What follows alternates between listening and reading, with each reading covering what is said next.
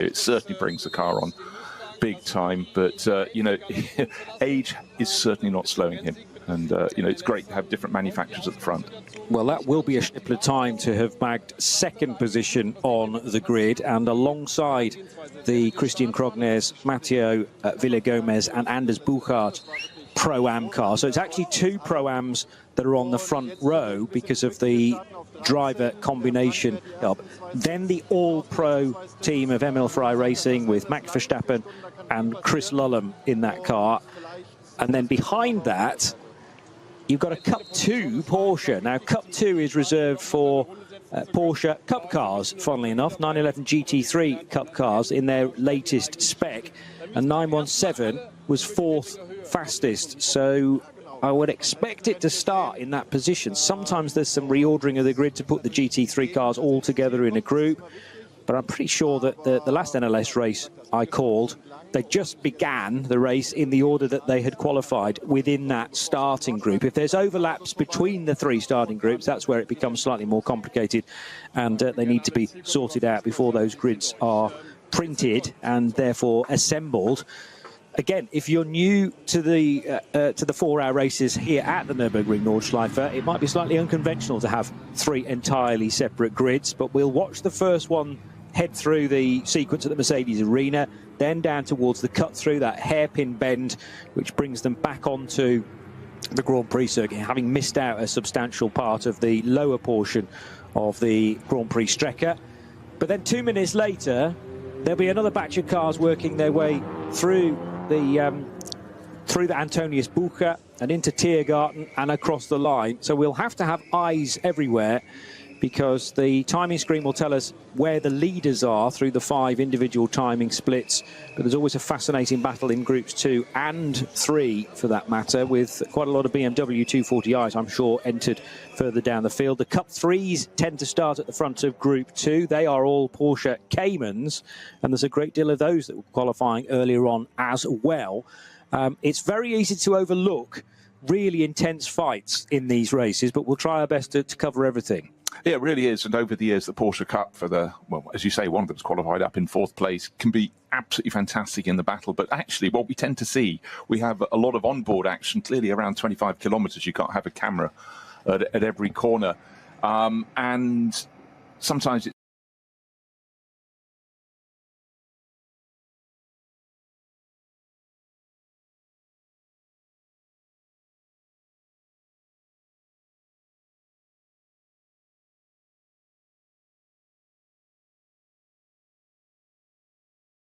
under of the SP9 cars are coming through to put a lap on them for the first time.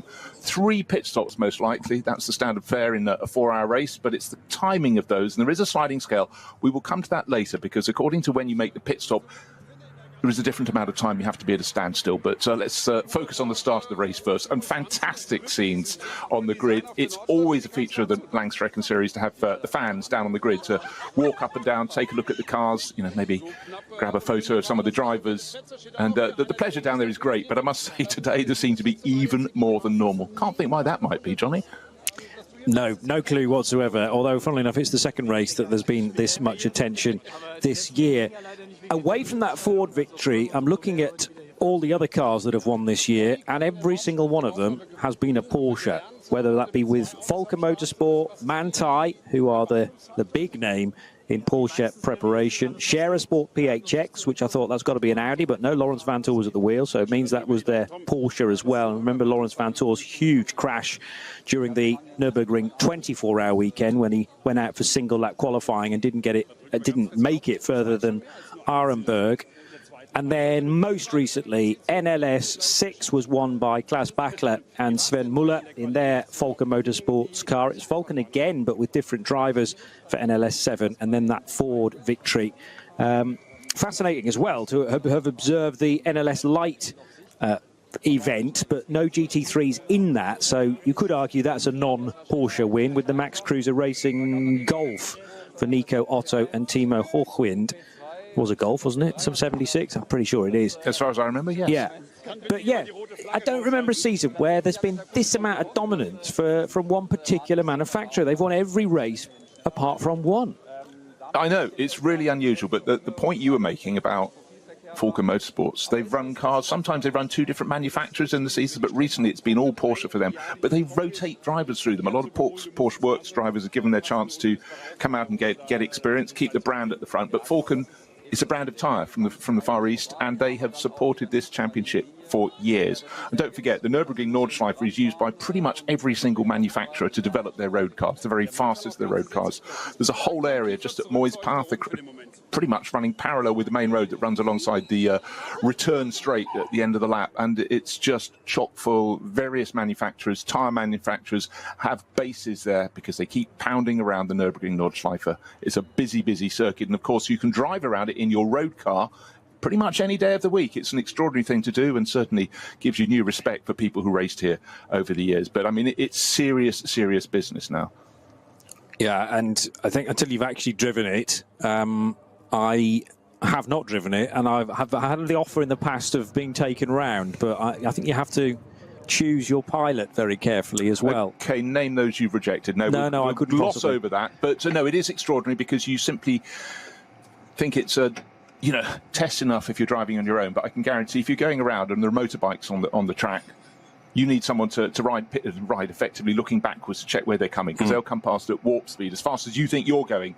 But it gives you just immense respect. And then you factor in you might be racing 2x2 around the Nordschleife at the start of a race like this. So that is why there is so much control over people getting the right license to come and compete here. You can't come and race in one of the top class cars. These are the SP9 category. That's for what we globally call GT3. You need to start in low speed formula, not just to show that you're not going to crash on the circuit, but also you're going to behave and understand what happens when the faster cars come through and what you have to do when you come across the slower cars who have every much as right as you do to be in the field, but they might be driving something that's 40, 50 miles an hour slower down the main straight.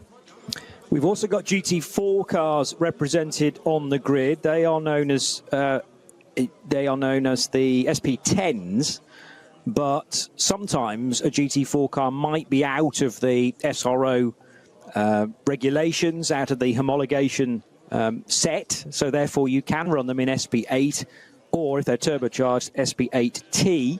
And taking pole position in SP8T, Marek Bachmann in the 191 Aston Martin GT4 for Pro Sport Racing that he's sharing with Raphael Reinhofer, the Austrian racer. So they're going to be having a fight from the off, I reckon, with the Toyo tyres, with Ring Racing Toyota Supra for Giuliano Alesi and Miki Koyama, who have been very fast for a lot of the season. SP Pro, I think just the one car as normal within that individual category. Yes, it is. And SP Pro is again for GT3 type cars, but if they are running slightly again out of the normal regulation, then they can go there. That's a Porsche 911 GT3 Cup car, though, interestingly. Yeah, which is the sort of slightly tuned up Toyo tyres with Ring Racing car number 347, which qualified 16th. So behind most of the SP9s, but still faster than the SP8Ts, for instance. So kind of in that gap in between. And the 22 car is drawing my attention as well, which is an Audi R8, but an alternatively fueled car. Yeah, Max Cruz Racing stepping up to race effectively in the top class, but by dint of running the alternative fuel, they're in a class of their own, 81. But again, this is an element that's been so strong, going back to the manufacturers using the NLS, using the Nordschleife. This is about bringing on new technology, new fuels, that may well be something that is really important. Well, it definitely is already in motor racing. You know, we're trying to find ways of keeping everything on its tiptoes so that we can carry on in the years ahead. But this, almost every round of the NLS will have something racing on alternative fuels. Some may be the answer, some may not. But how do you find out? You take them racing. Max Cruz, he's run cars for so many years in the TCR class, those silhouette touring cars around here. He's stepping up, safe pair of hands, and it's always intriguing. So do go online and see what you can find out about alternative fuels, because you never know, in years to come, you know, people might be on them. Historic racing now is almost all done on sustainable fuels, so people are really pushing hard to keep things valid and keep things racing. We've got to respect that. They'll be pitting in the normal, well, they'll peel off at the normal area, and then there's a little lay-by which kicks them right and left where the tankers that bring this fuel to the circuit are parked up, and that's where the fuel is accessible for these slightly differently powered cars. But the driver changes, I'm just trying to think, the driver changes are done in the more traditional areas. So the fuel is done at the very start of the pit lane, and then they'll trundle down to the garage to do tyres and driver changes, and then sent back out again. But yes, depending on how long you have done in your stint prior to the pit stop, that determines how long you then have to sit in the pit lane. So it's not a Formula One style pit stop. It is timed from in to out, and the first stint can be a minimum of 5 laps if you're wanting to fuel. If it's anything less than 5 laps, you're not allowed to put any fuel in the car. So it's either going to be a 5-lap stint, a 6-lap stint, or a 7-lap stint in a GT3 car. You can't make 8 because you've already done 1 formation lap of the full circuit.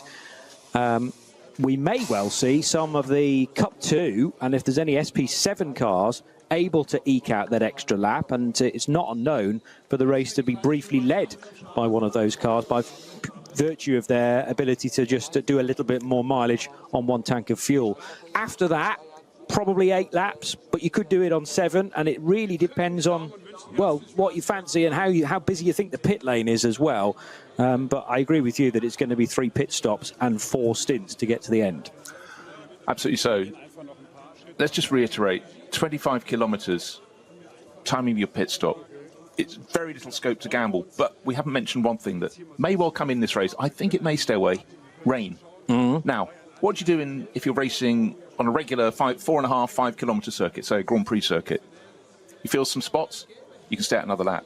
Here, it could be absolutely hurling it down at the opposite end of the circuit, and you've got to then tiptoe, and I really mean tiptoe, your entire way back. Just another, oh, don't worry, it's another 13 kilometres on entirely the wrong tyres on one of the trickiest circuits in the world. It goes up, it goes down, it turns from side to side. So here, you need a meteorologist, big time. Today, though, the smile's on the grid. The track is dry, but it is a massive, massive factor. We've seen races where someone's been dominant and someone's decided you can do another lap, and oh my word, they absolutely can't. So we will see, but it's a factor. And there's so many factors here. Whether this series goes across the course of the entire season, from March through to end of October, start of November, and the array of weather we have. And we've had races snowed off, we've had some where the rain has been torrential, and then, of course, the worst sort of rain, Johnny, is when it lands only on one part of the circuit. Yeah. Yes, and it often sort of sweeps through from the direction of Arenberg and Schwedenkreuz initially, and that is the chance for teams to just work out what maybe the corners further around at Adenauer Forst and Metzgersfeld are going to be feeling in the next few minutes. And very often the Grand Prix circuit, which is where all the teams are based, of course, is in stark contrast. I mean, generally that gets the better weather, although I am remembering 2 years ago for the 24 hours where pretty much all of the Nordschleife was raceable, but you couldn't see a hand in front of your face on the Grand Prix main straight.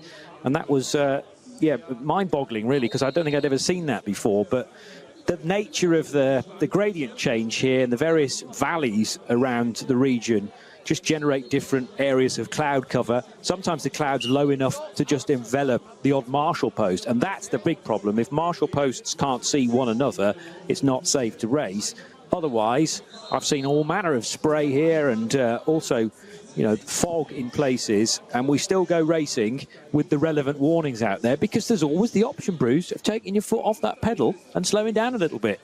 A lot of drivers don't go that far through the driving manual, but anyhow, that's fine. But just think about the vagaries of the weather you get at Spa-Francorchamps and multiply them, I would suggest, by 2, possibly 3 for here. The consequences of getting it wrong. It's a longer lap. These circuits are not very far apart. It's almost a forest that runs the whole way. The Eiffel Forest almost feeds into the forest of the Ardennes in southeastern Belgium, for another one of the great European circuits. But certainly when you look at the season printout, what's coming up ahead in Formula One, you look at Spa-Francorchamps, you go, okay, that's going to be dicey. There is much, much more jeopardy. And here, well, it's almost a guarantee. And if you do the entire Nürburgring Langstrecken series, you are going to get every single flavour of weather. You know it, and that's part of the challenge.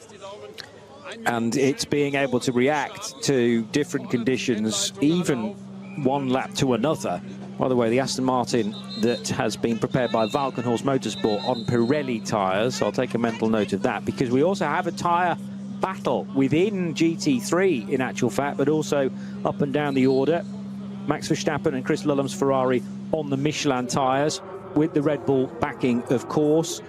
But that car, an Emil Frey racing prepared car, to start from third position. I think predominantly the GT3s will be on Michelins, but yeah, the Aston Martin is different, and there may even be the odd Goodyear shod GT3 car, but we will check on that as they work their way through. And Falcon tyres too, of course. And Falcon, of course, yes. But just a point about the Emil Frey Racing Ferrari is the fact that all season long, with Chris Lullham at the wheel, has been competing on Pirelli tyres in the GT World Challenge. So again, it's something else. You might think tyres are round and black, and most notably they are. When I talk of Falcon Motorsport, of course, they're not here this weekend. I just had a sudden frisson of fear because I thought I haven't seen them on the grid. Of course I haven't.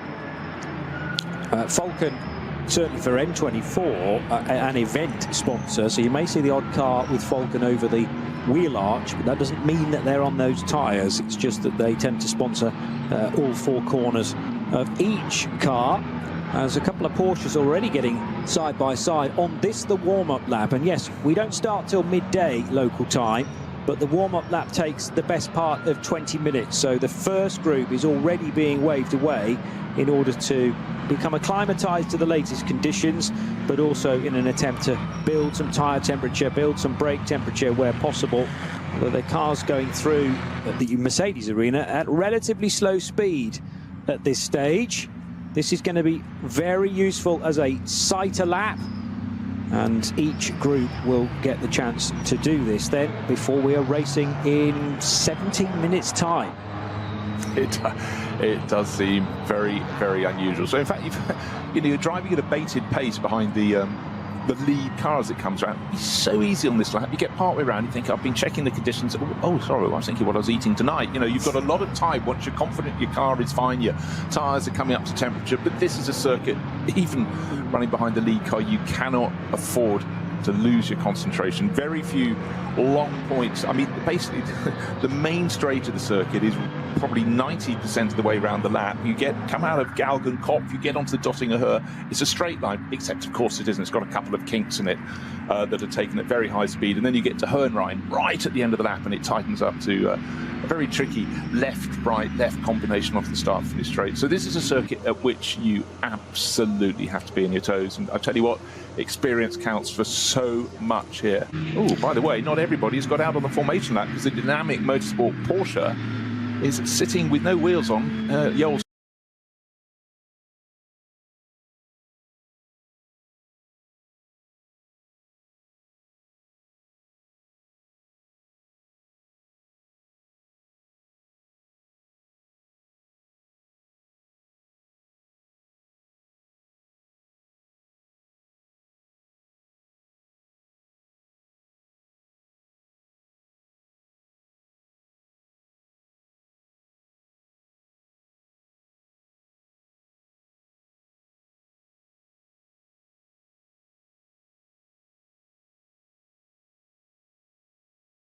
at the back of their group, but it might be an advantage in terms of fuel. If they're allowed to fuel the car now, then they won't have done the formation lap. I'm not actually sure about the regulations in that, whether fueling perhaps cannot take place until again after 5 laps are completed.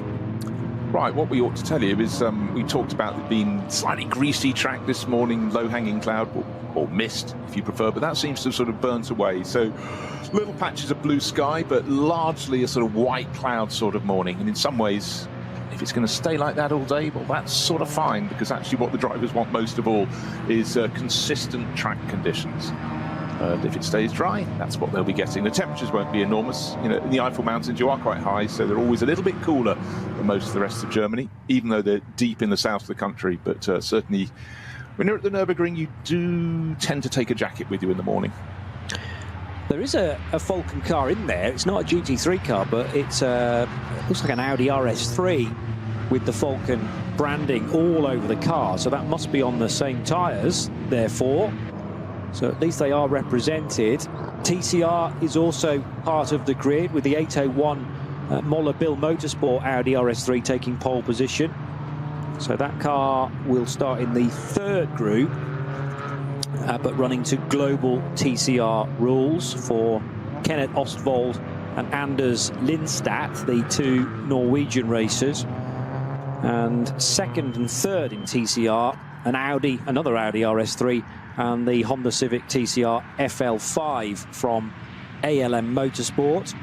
So there's plenty of touring car type cars within this race.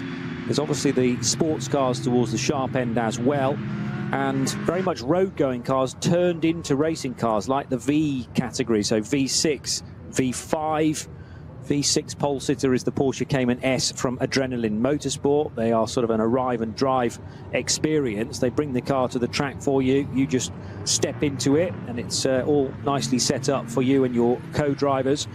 Porsche Cayman without the S on the end is the pole sitter in V5. Not sure whether we've got any V4s or anything smaller than that. There is a VT3 car, which is a BMW 33i for Kievan Sports and Racing, as the next group of cars stream across the grid hatchings, and this is Group 3.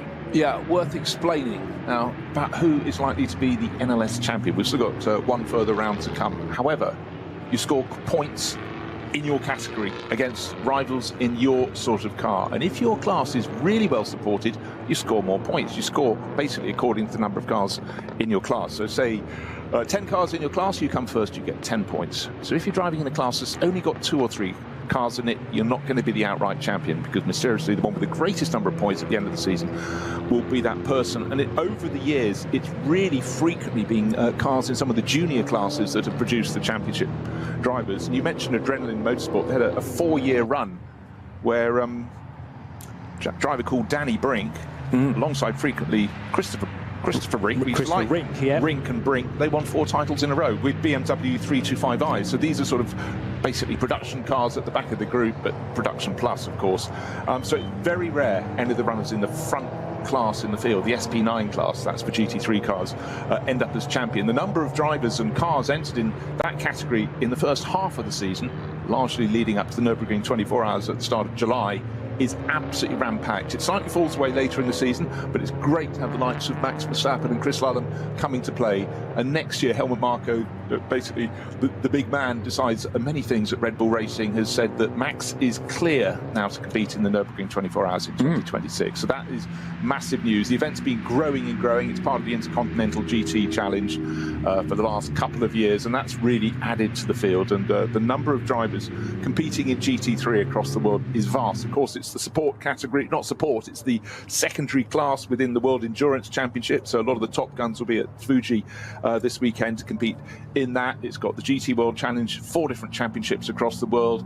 There are many other series as well, and you know, created by Stefan Rittel quite a while ago, 2006, and already we've had a couple of historic GT3 racing series announced. They're going to be quite big next year. I was talking to Barwell Motorsport, and they're going to be running some of the cars. A lot of them, if they were lucky, still had some back of the garage, because they've suddenly doubled in value since the championships. The historic GT3 cars were announced, and we'll be riding on board mostly with the GT3 cars that race in the top class here at the Nürburgring, and you know, their performance is truly epic. But here we have a Porsche Cup class car from Cup 2 lining up 4th on the grid. But qualifying here for these races on the Nordschleife, it's nice to be at the front of the grid, but it really isn't the end. It's more important to get a good feel for your car, the tyre performance during qualifying. But so many times qualifying is held in misty, greasy conditions because it's early in the morning. We go racing at midday, and inevitably you have to have a few hours between qualifying and otherwise. Some teams take it really seriously, others just put in one banker lap and rotate through their drivers. But as we heard from Chris Ludlam being interviewed on the grid, he didn't go out in qualifying. It was Max doing every single lap to just get the feel. Just spotted that the top 4 cars in qualifying are from 4 different manufacturers, so a good spread of variety. That includes the Cup 2 917 Porsche. Remember that the dynamic GT Porsche, number 54, is currently absent from the grid, so should be 5th, but there's going to be a gap alongside the Max Cruiser Racing Audi R8 LMS GT3, which is also in a different class. Ein Traum vieler Rennfans, der für die allermeisten nie Realität wird, mit dem neuen Gran Turismo 7 aber ein ganzes Stück realistischer. Mit der neuesten Auflage des Kultspiels für die Konsole fahren wir zu den wichtigsten Streckenabschnitten der grünen Hölle. Die AMG Arena. Erstes Nadelöhr nach dem Start und durch die unterschiedlichen Linien ein toller Ort für Positionskämpfe auf der Grand Prix-Strecke. Auffahrt Nordschleife. Nach der Vidol-Schikane biegen wir ab vom Grand Prix-Kurs. Hier beginnt der 20 Kilometer lange Ritt durch die grüne Hölle so richtig. Fuchsröhre. Mit Vollgas bergab, durch die Kompression und den Berg wieder rauf. Wie so oft auf der Nordschleife, kein Platz für Fehler. Breitscheid, der tiefste Punkt der Nordschleife. Die Brücke über die Hauptstraße von Adenau ist ein Zuschauermagnet. Das Karussell, benannt nach Rudolf Caracciola, einem der ersten Heroen des Rings. Die alten Betonplatten der Steilkurve sind Kult. Brünnchen, der Zuschauer-Hotspot. Ob beim Rennen oder bei Touristenfahrten, ob bei brütender Hitze oder im strömenden Regen, hier ist immer etwas los. Die Döttinger Höhe.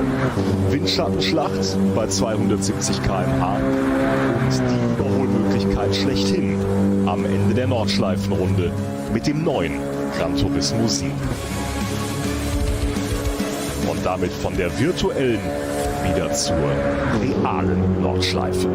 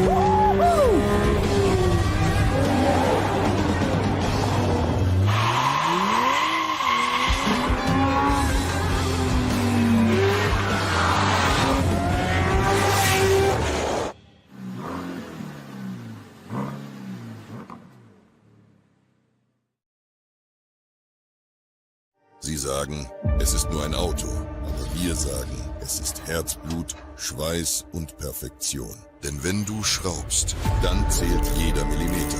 Dann bist du in deinem Element. Du willst mehr als nur fahren. Du willst es fühlen. Die volle Kontrolle. Eine optimale Straßenlage. Wir wissen genau, was dich antreibt. Denn wir teilen die gleiche Leidenschaft. Egal ob auf der Straße oder auf der Rennstrecke. Wir sind immer an deiner Seite.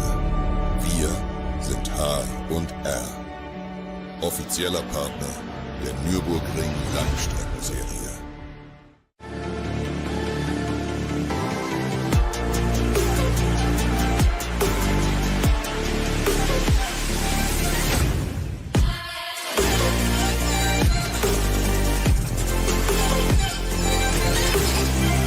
Faltenreifen.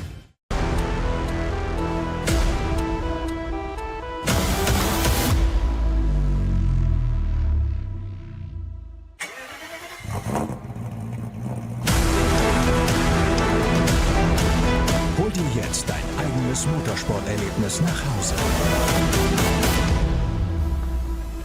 Dein Online-Shop für Simracing-Hardware und Zubehör. www.simraceshop.de.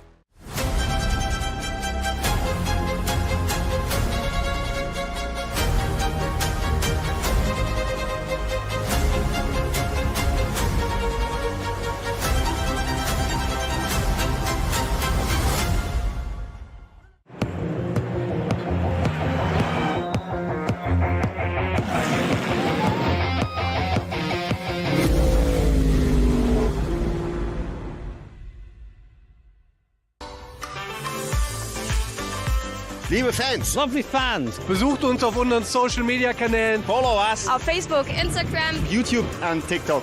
Willkommen bei der NLS.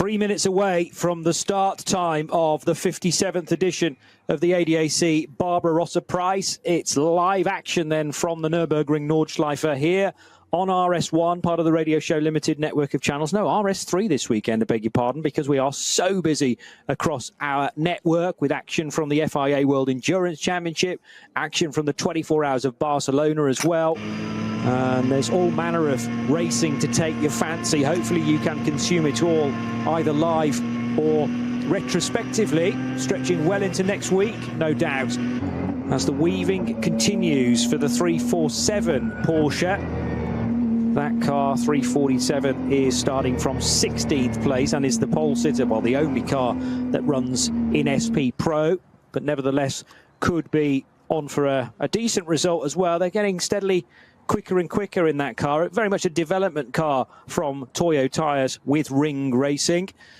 But it's Aston from Audi, from Ferrari, from Porsche as the first four cars. Sadly, at the moment, it looks like Joel Sturm and his teammate Bastian Boos not going to be able to take the start unless they're sitting at the end of the pit lane in the dynamic GT Porsche, but they're not on this rolling lap.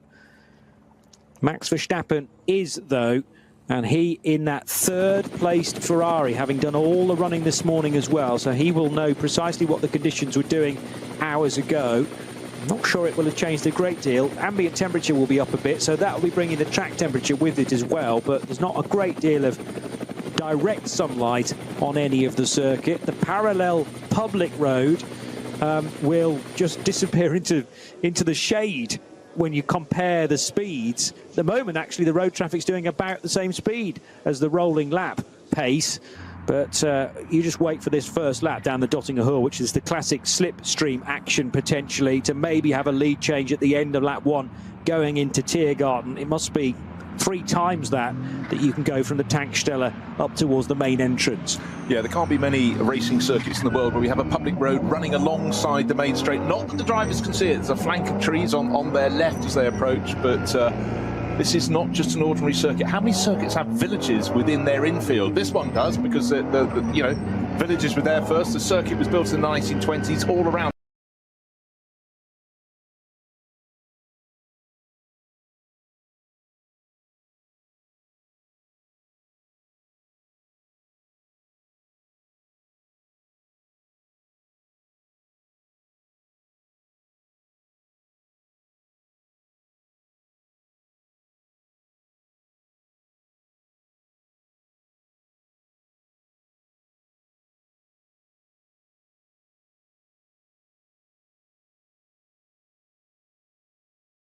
Great result last time out in NLS 8 when Frank Stippel was part of that lineup. He's going to be dancing between 2 cars, it looks like, by the entry list. But now the cars all being given the order to be 2 abreast. It's a rolling start, and as they head out of Tiergarten and over that little lip, which brings them back onto the start-finish straight of the Grand Prix circuit, the lead car dives to the right. They're all being shown the red lights on the gantry at this point, but they all turn green now, and hard onto the throttle will go Max Verstappen, who pulls out from alongside or from behind the Aston Martin and draws level. He's going to try and outbrake the pole-sitting car. There's a crash further back, though, and that is the Cup car that has piled into the rear of... Did it hit the Aston Martin? Possibly, or no, the Aston's continued. The 917 car, though, sideways. That could have been a far, far worse incident. The silver Porsche ends up partly in the gravel, but Max Verstappen, thankfully already in the lead, didn't know a great deal about the carnage behind, and he will lead for the first time out of the Mercedes arena. Well, Max has been going, I've got the move done, I'm just, oh, hold on, something behind going slightly sideways. Yeah, about 45 degrees sideways. And the Porsche Cup class car, the Speedworks car, I don't think it hit the Aston Martin. I think panicked, realised it was going in deep under braking, and in trying to avoid it, went sideways, went off the track. In behind a couple of Mulner Motorsport cars running in the Cup 2 class, making their moves around. We've got a lot of Cup 2 class right at the sharp end of the field, but at the moment the very sharp end is Max Verstappen pulling clear of the Aston Martin, and third on the grid second in the run down to the first corner, first into the first corner, pulling away. But the battling in the Cup 2 class car. How do you like three abreast? Coming up to the chicane, you know, we're about to leave the Grand Prix circuit, still got that left-right chicane, it's very tight, and somehow, with a bit of door banging, they sort themselves out. And the Audi that's losing time is that started at the front of the field, is it not? The 8 car, yes. So car 8's been started by Veremenko, Alexei Veremenko. Now, there was definite contact on the front of the Porsche because it was beveled on the front right corner. And I think there's a bit of the Aston Martin on the rear left now missing. Just the back piece of the wheel arch. It doesn't seem to be affecting its pace, apart from the fact that there might be a minuscule bit of tyre rub now. But I'd like to just revisit that incident to find out precisely where the contact was made. The Porsche was definitely damaged. It had lost it, and then there was a collision. And because I was so busy about where that Porsche was going to go next and whether anybody was going to collect it, I didn't exactly spot which car it hit. I think you may be right, because except Heinemann would have been, it was Tim Heinemann was on the left-hand side. And he's just come in, by the way, so he's not gone on to the Hatson back, and instead Tim Heinemann in 917 dives into the pit lane, so this lap will not count as one to his race. Meanwhile, the second group now gets underway, heading down towards the first corner, and the Audi RS3 with the Falcon sponsorship is not that far away from taking, that was almost the Max Verstappen line into the first corner, desperately trying to take the race lead as early as possible. But the yellow and white Porsche at the lead of Cup 3 looks to have retained that. And the Cup 3 pole sitter, I'll have to work my way through the entry list to precisely get to that, but there's lots of jostling for position, including more Mühlner Motorsport cars. The 2 blue and white cars in Cup 2 were the Mühlner teammates going nose to tail in the early stages. So one of them, the 921 in that lead group for Arne Hofmeister and David Jahn and Tim Scheerbardt. Yeah, Scheerbart's one listed in the car at the moment as they go around the lap. But that was really quite a sort out. And again, you always sort of, it's very difficult to watch a batch of 40 cars and watch everyone in particular into the first corner, but that move by Tim Heinemann, really, really talented young German racer, you know, frequent winner here in the NLS, but down a class, so he's racing in Cup 2 and just break too deep into the first corner. I think in some ways maybe Christian Cronjes would be slightly respectful of Max Verstappen once the Ferrari had gone past his Aston Martin, but certainly Heinemann caught out. And what's your choice? Slam straight in the back of someone or try and go around the outside, and that's what he went to do, but then that was a question of consequence, and that really scrambled the immediate pack behind them in avoidance, and that's why I think even more of the Cup 2 class cars worked their way closer to the front.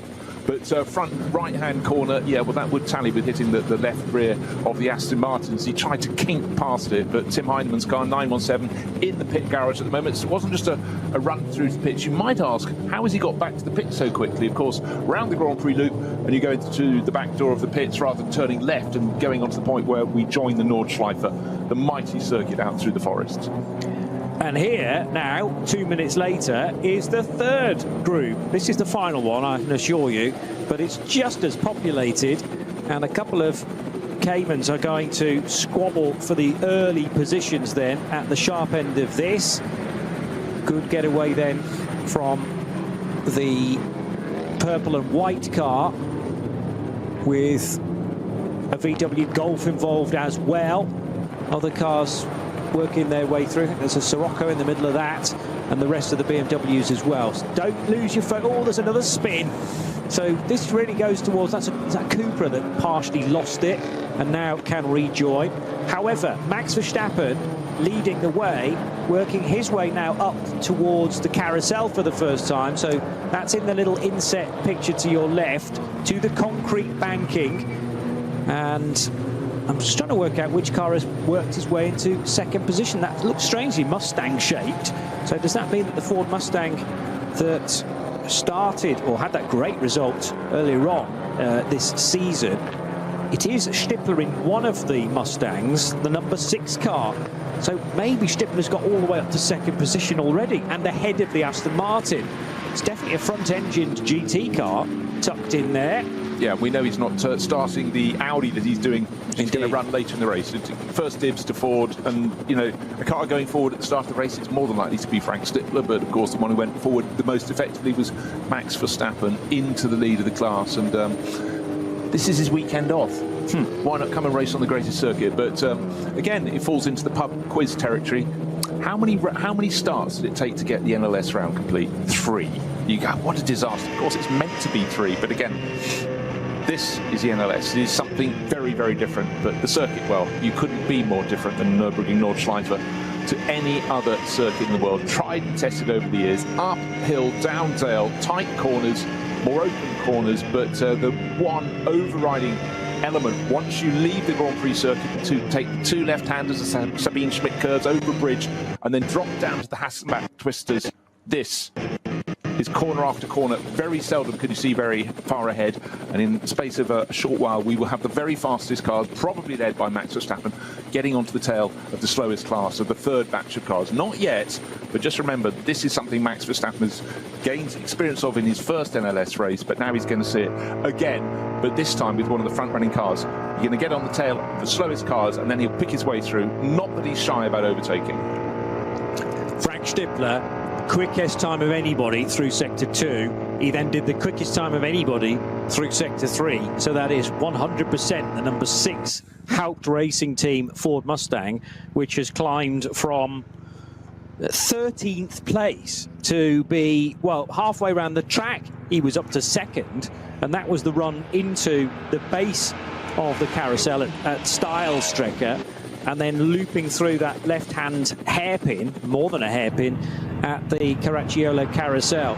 So it is Ferrari, Ford and Aston, the completely different order from that when they left us for the first time. And I know there was a lot of carnage at the head of the order. That could have been a far bigger crash than it turned out to be, as Verstappen will rush across the line at the end of something like a 8 and a bit minute lap to confirm that lap is led then by the Emil Frey Red Bull backed Ferrari 296, and the battle is very much on for 2nd and 3rd between the 2 front-engine GT cars. Well, look, 2 seconds covered the top 3, but Stippler is the one making progress. The white and blue striped Mustang heading off after Max Verstappen, and at certain points, again, these cars all deliver their performance differently. I must say, normally you expect the Ford to have loads of grunt, but coming onto the start-finish straight, the Aston Martin seems to be hauling him in down the start-finish straight, but then breaking deeper into the first corner. Well, that's what Stippler can do. He's raced here. He can race here almost with his eyes closed. He's been doing it for so long, but he's keeping Max Verstappen honest. Now, let's see what they can do, because, of course, they're about to leave the Grand Prix circuit, and suddenly the nature of this venue changes completely. They've got a few more corners to go. They've got to go down into the dip, up through the chicane, but then they go into the Nordschleife. And for Max Verstappen, it's a busman's holiday, but a really enjoyable one for him. And pressing clear, but that was a really impressive opening lap of the race, I must say. Made the start, but where it's really going to feel different is when Max gets up to doing some lapping. Yeah, so Heinemann, I thought so, was well out of control. There was then a collision to the back of the Christian Krognes Aston Martin, which was trying to do its own move, but that was just a total lose. Whether there was just a lack of traction on the inside, and then the secondary spin happened partway round the first corner for a Porsche that was starting way up there, 948 probably, the Loesch Motorsport by Black Falcon car, started 7th but lost a whole load of places because of that half spin. And what I noticed when being treated to the replay was that the Fords swapped their position, because the one that was better qualified got caught out and muscled to the outside of the first corner. But by diving, that was the number 6 car, but diving its way. Sorry, it wasn't. Beg your pardon. Got my sheets back from. That was the better placed Ford on the grid was Car 9. Car 9 that started 9th, and that was 4 positions ahead of Stippler, but that ended up going slightly wide, and Stippler's car went, thank you very much, gained about 5-6 positions in the opening corner. Circumstance it may have been, but again, sometimes the knowledge to see if you can get on the inside line makes you a little bit safer. Very wide the first corner here at the Nürburgring, but it does narrow down a bit, and then, that factor, it turns through about 150 degrees to the right, so there is consequence if you're going a bit deep into the corner, you're going to struggle. There is space on the exit if you go to the left of the circuit, you come out of, but you are on the rough stuff. But certainly Frank Stippler did a really, really good job. Right, slow zone at some point around the circuit, but that's upgraded to Coast 6. That's Kittelbacher Höhe. It's worth having a map of the circuit, Kittelbacher Höhe. There's so many corners to learn around this track, and so many points. Your point earlier, Johnny, about the weather and the ability to see the neighbouring point on the circuit. And in that slow zone, the field slowed down, but one of the front runners very nearly clattered into the back of another. Again, line of sight is so difficult, but Kittelbacher down to 60 kph. In these cars, that's walking pace. The fascinating thing for me when you're entering a code 60 is that the initial part of it is just a single wave yellow flag without the speed limit, and then you get progressively bigger warnings and more substantial slowdowns. So it's single yellow, double yellow, then the speed limits tend to kick in at 120 initially and 60. But as you're approaching a yellow flag, even when you're going through a yellow flag, that just means no overtaking. There's no speed limit. So it means you can actually make up quite a bit of ground if, and this is later on in the race, if your GT3 rival is stuck behind some of the middle order cars and can't get through because it's not allowed to overtake. So all of a sudden a 10-second gap might come down to about 2 seconds purely because you're entering a code 60, and it will stay at 2 seconds then when you leave it. So very often we see huge gaps leaving us, they disappear into the forest, and then they're back together again coming down the Dottinghoor at the end of the lap. I mean, in some ways it's a TV director's nightmare. They cut away to look at a really good class battle. The next thing they see, the front runners are coming through, and the order has changed order, not changed in terms of order, but changed in terms of how big or small the gaps are. And you can just have really, really bad luck. Incident happens up ahead, immediately a slow zone is thrown, but the rival in front of you was just in front of it, so they can carry on at unabated pace and set off into the bamboo yonder. However, you know, you like to think if you do enough of the races, it'll be yin and yang, and you will be able to have form come your way at a later date if you've been caught out. But it really, over the years, has led to endless consequence. But, you know, with a circuit like this, how could it be otherwise? Around, it's always a debate, how many corners around the Nordschleife. I'm not joking. A lot of people think it's 172. I don't know all their names. What, all the people that think that? All the corner names? Well, both, neither. Yeah. Either. Yeah, there's a lot of difference of opinion. I entirely endorse that. And more than enough, I think, is the answer. Yeah. Or just enough, maybe just enough.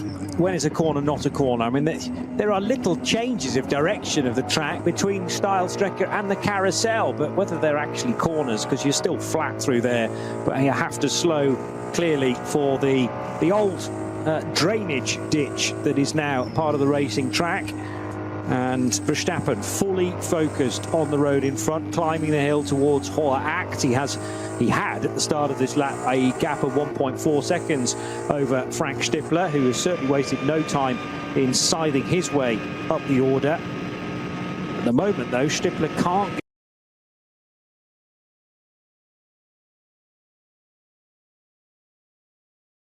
Verstappen, and that itself takes a bit of doing. But if the Mustang can get close enough through the Kleiner carousel and then through the right-hander at Galgenkopf, it might be that Mustang can pick up the toe from the Ferrari, but he may need several stabs at it. We're looking at least 5 racing laps for this opening stint.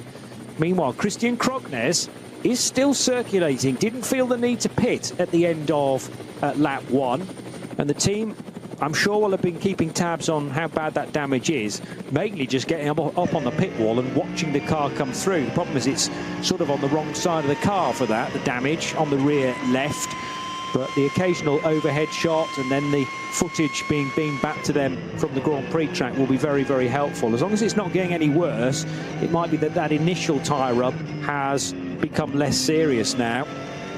Yeah, it's also worth pointing out that the pit stops are generously timed. We'll talk about the sliding scale when we get closer to the end of the first hour of this 4-hour race, but there is normally time within that for rudimentary repairs to be made. And if it is bodywork, just getting a little bit close to a tyre, obviously that will need to be pulled off.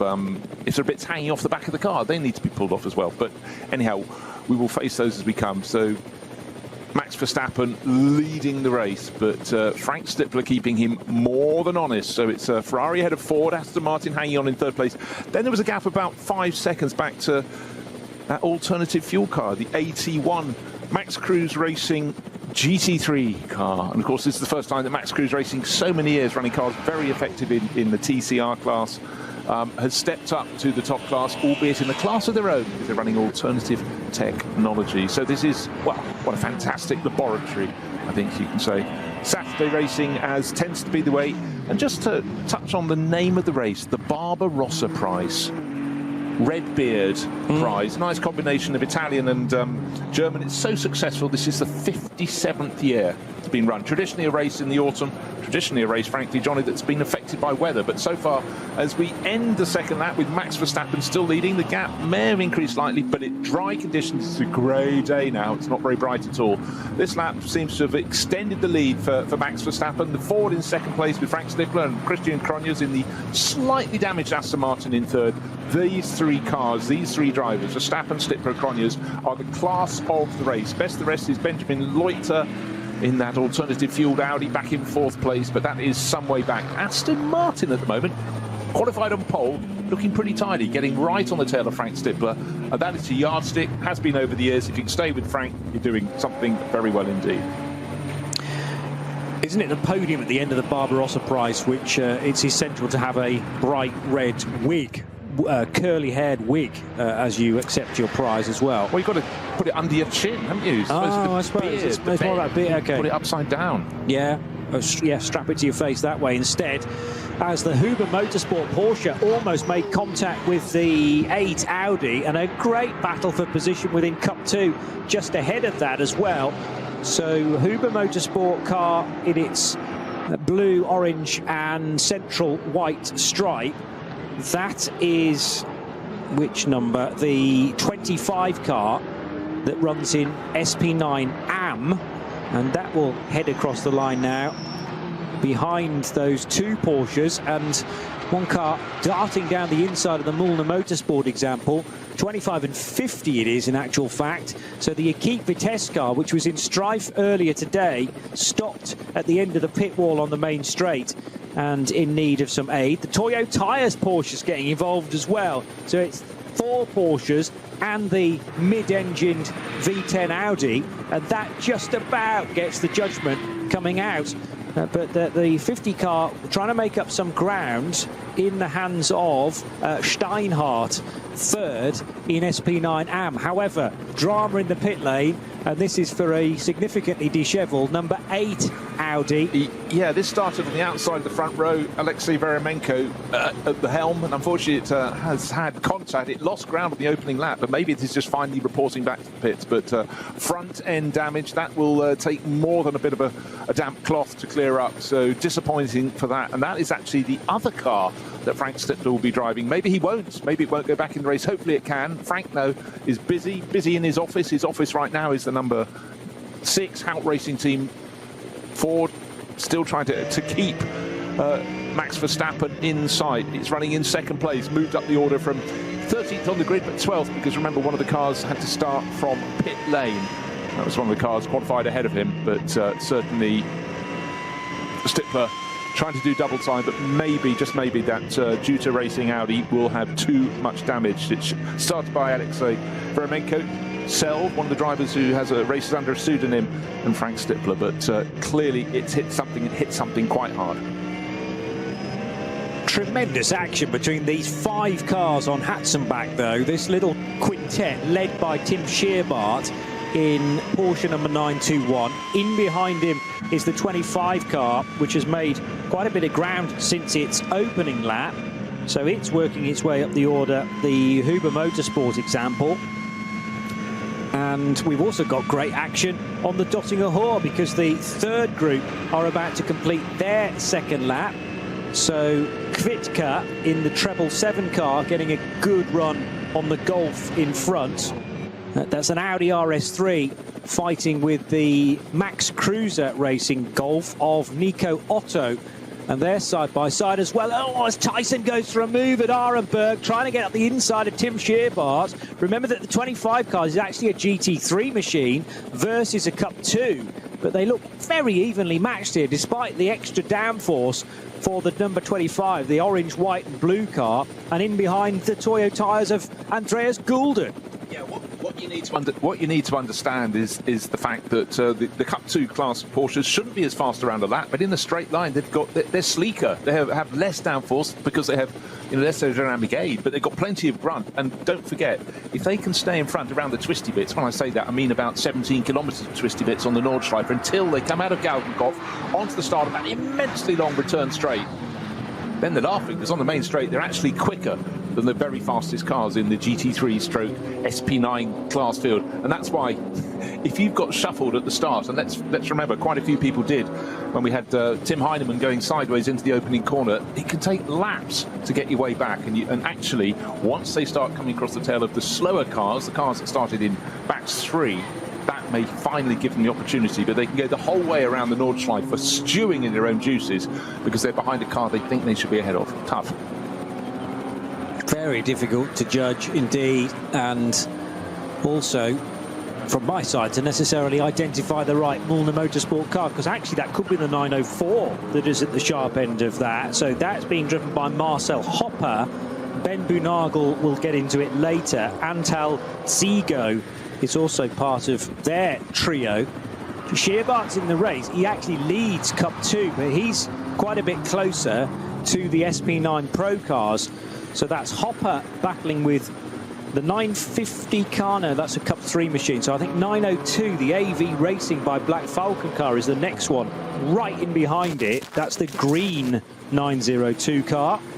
And that has been started by Ryan Harrison. So Harrison, Hopper, Tyson I've mentioned in the 25, Steinhardt in the Equipe Vitesse Audi, and then Andreas Gulden in 347. So those are the 5 cars that we were truly enchanted with in terms of their battling on the Grand Prix circuit, and then all the way through Hatz and back. We will update you at the end of that lap to see precisely where they are in relation to one another. Now BMW's having a good fight as well, turning left at Sabine Schmidt's curve, one of which is the Pete Terting Sports 240i, second in that division for Reinhardt. And it might well be the class leader just ahead. So the 240i's going hammer and tongs. Max Verstappen not that far away from ticking off another lap. He's at Kleiner Carousel.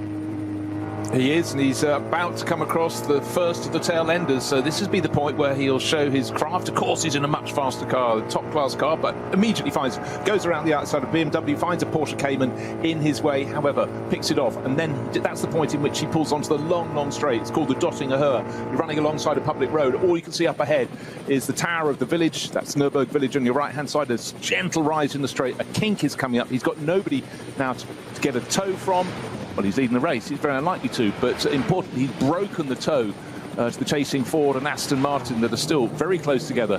But right now, he's got a clear line of sight up the rise. Kink coming right now. He's got the end of the lap, and right in front of him is a Renault Clio trying to keep out of the way. Does so. He dives up the inside of that to the right. Wait for it, wait for it. All tail of his Ferrari coming out a bit. Turns left onto the start-finish straight. And this lead would have gone out. Fastest time in qualifying. We know people don't go too seriously there. 8 minutes and 6 seconds. And the second flying lap of the race, or first real flying lap, because it was 8 minutes and 10 from, that looks even quicker. Still 8 minutes and 2 seconds from Max Verstappen. So his lead has been stretched. He gained about a second on that lap. But it's a second across 25 kilometres. So it's really, it's the equivalent of 0.2 of a second if you're running on a traditional Grand Prix circuit. Does this, and he ran a little bit wide there coming through the second bit of the Mercedes arena. I think that was all in hand though, as Chris Lullen will be waiting in the wings here. The nerves will be jangling, thinking he's potentially going to be taking this car over in the race lead, which is high pressure considering Chris did relatively little running this morning. That is, of course, if they choose to do a driver change in this first stop. Well, I was going to say in the entire race, maybe Max is having such a good time and he's going to go, hey, I'll call it a gym session. I can do all 4 hours around this circuit. But, Max knows full well, much as he's enjoying it, that more will be got out of the car if the drivers are relatively fresh. And he knows that Chris Lullen, just 2 years ago, Chris was dipping his toe back in the pond to come racing often. Very limited single-seater, but superstar in sim racing. And he's taken this year his first full season back on the circuits in the GT World Challenge. And now this, the Nordschleife. series to really show the craft that he's honed on sim racing. And a lot of the drivers in the field, the younger drivers, would have done precisely that as well. But again, what a circuit. I mean, the variables you have here. And for Max, you know, you think about the course of a Grand Prix, unless someone's got a problem, he will lap maybe only the slowest 2 or 3 drivers in the field once. Here he's going to be lapping all race, and talking about lapping, we're having some amazing racing. Johnny's been talking at length about the Huber Porsche really getting bottled up behind a couple of Cup 2 class cars, and the driver has had enough. So going into the final sequence of corners to end the lap before coming to the start finish straight, dived up the inside.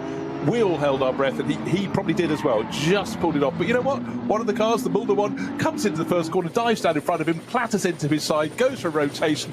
Huber Porsche carries on, and the challenger from Mulder got it wrong. Yeah, Marcel Hopper, that was possibly a bit too ambitious, having been, well, caught a cropper by Joachim Tyson at Tiergarten. So it was Tyson in the Huber car down the inside. There's a Ferrari in this mix as well, which is clearly not the lead Ferrari, but sadly Marcel Hopper in 904 stranded partially on the grass, and now a lick of flame from the back of that car, but partially on the grass, partially on the asphalt. The problem is the driving wheels are potentially beached there, so he came from a long way back, Hopper. I'm not sure at any point was this ever his corner. He didn't make the corner is the key thing. Yes, okay, he was fully alongside, but he prevented Tyson from turning into turn 1 properly. He did too, and then on the exit of the first corner, bear in mind you turned through about 140, 150 degrees to the right, he then rotated in the middle of the track, scattering those that had been in that 5-car pack. But for Huber Racing, with their Porsche, they finally got through. It's been a really tense opening section of the race for them, but the deal is done. Dynamic Motorsport Porsche, remember, this is the one that's sitting in the pits now, but it's in the pit lane, which is an improvement. Start of the race, it was in the garage and then brought onto the pit lane. But looks like they're greatly delayed, but it's going to be a quick car when it does get going. Bastian Boos and Joel Sturm, or more to the point, Joel Sturm, we think will start, but what a disappointment for them. Yeah, it's frustrating, isn't it, to have everything prepared. The qualifying went well this morning. The turnaround between the sessions seemed to go to plan, and then all of a sudden, car not ready to start. Well, it's done 2 laps since the start of the race, but unfortunately for them, 3 laps is what's required if you need to be at the front of this field. So they lost a lap on that opening lap, and they're losing more time while they're sitting in the pits. But at this point, your race has become one of development work for the rest of the season, of course. 2 weeks' time, we'll be back here again on the Nordschleife, see which other names have been put into the pot and stirred around, and always new faces in new places. And I suppose the big lottery is how many cars will Frank Stippler be in that one? Will it be 2? Will it be 3? Come on, Frank. Got to try harder. Rejoining Marcel Hopper in 904, although is that actually the sister car, because Tim Scherbart is still going very nicely. He's in splendid isolation, however, as the lead Cup 2 car. No, that is the recovering Marcel Hopper, number 904, but if you catch sight at any point of 921 in very similar colours for Mulder Motorsport, that's Tim Scherbart running 6th and clear of Carlos Rivas by 8. Yeah, that's very tidy. Just noticing Marcel Hopper's bopper has had a result. His front left wing is slightly tatty. Mainly the side. It really was side-to-side contact into the first corner. And for Joachim Tyson, who'd just done the hard work after being bottled up behind that group of cars for the first 3 laps, he must have thought, I've got it done. Oh my gosh, what's coming down the inside? And he had to slightly jink, having already turned into the first corner to keep out of the way. But it was side on side. It wasn't a big impact, but the loser was the attacker, and that was Hopper. Rounds he went, and those in behind, largely in the Cup 2 Porsche class, did very well to avoid him on the exit of the first corner. Could have been a lot worse, and also for the Ferrari that I was trying to identify as well. That was Klaus Abelin, I think. Yeah, yes it was. Car 21. Well, absolutely. For the second round running, he's just running solo. And bear in mind, Klaus, for years, his team here, Fricadilly Racing, I mean, how many teams are named after meatballs? Probably the only one in the world, but I stand to be corrected.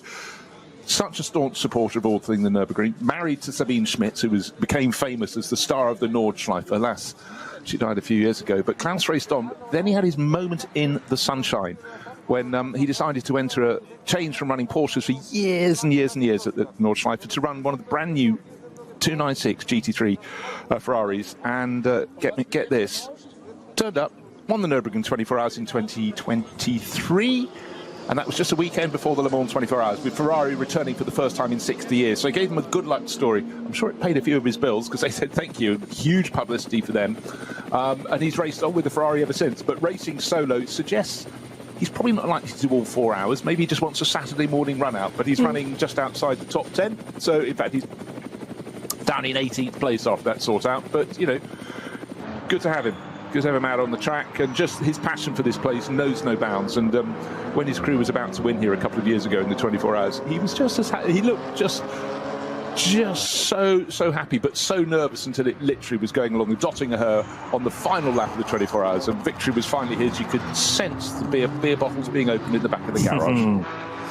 And a few frikadellis will have been polished off, I'm sure, in celebration of that as well.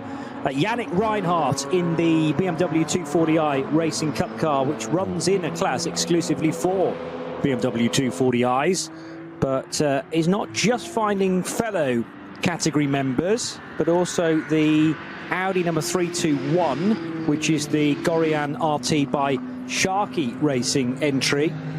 So doing the opening stint there as Valers, sharing with Jens Wolf and Moritz Rosenbach, and they run in SP3T, so that gives you the overlap between 240i, TCR to a certain extent, and the SP3Ts for the turbocharged rear-wheel drive cars. The car with the number 1 on it is the defending champions. That's from a team perspective rather than the drivers necessarily, but Sven Markert driving car number 1, which is another Adrenaline Motorsport Team Manhattan Wheels entry with the ADAC Berlin Brandenburg backing. But yeah, that car, I'm not sure where that is placed in the championship currently, but clearly 240i is another area of the grid that you can score well because it's such a popular division, as now Abelan is side by side with Andrea Skulden as they leave Brunchen and head through the ice curver. Ferrari now ahead of the Toyo tyres with Ring Racing Porsche. Now, touching, if I may, on the M240i Racing Cup class from BMW. Over the years, they've named one of their cars, brought it on, and have their own championship within this. But what they do, they place a lot of their young drivers. They take a look at how they can fare around this circuit in this championship. It gives them a lot of driving time, because a lot of races they might otherwise be doing in that sort of car would be short, 40-minute sprints or whatever. They see all the vagaries of the weather, the other cars, dealing with the faster cars coming through, and it's always worth watching. We've had the M240i, I think this is its 3rd, possibly its 4th season, but it's always hotly contested. We only have 4 cars in it. Sorry, 4, I cannot count. 7 cars in it, I can count now. But some great names, but you have people who are just, some people are very happy just doing the shorter races, but I think there's something special here. And Porsche, of course, with the Cup 2, for the Cup 2 class cars, and the Cup 3 for the Caymans, those are really well supported as well. But we have the whole array of people who are looking for a future in the sport, and other people going, that's just a really nice price championship, I'll do it, and just enjoy the action.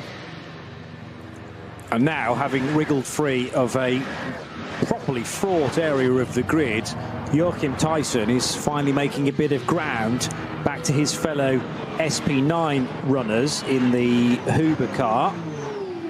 But remember, that is an SP9 AM car, so it's all dependent on your driver makeup and their grading within the FIA metals system. So there'll be some bronze and silvers in that, and highly unlikely to be a gold. Although there's sometimes room for 1 if you've got maybe a 4-driver lineup. Repairs continuing for a different car this time. The 492 Hyundai i30N is now in pit lane, sadly, for Stenley Marketing, and this is the Fabian Tillman car, which started down in 61st position. It's a VT2 car. VT2's grouped slightly differently compared to last year, in that they put the 4-wheel drive cars in with the front-wheel drive machinery this year. It used to be with the rears.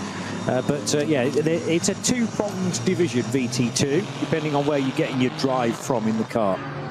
I mean, again, it just goes to show it's not quite run what you brung, that awful phrase, but it is. There are so many different ways you can go competing here.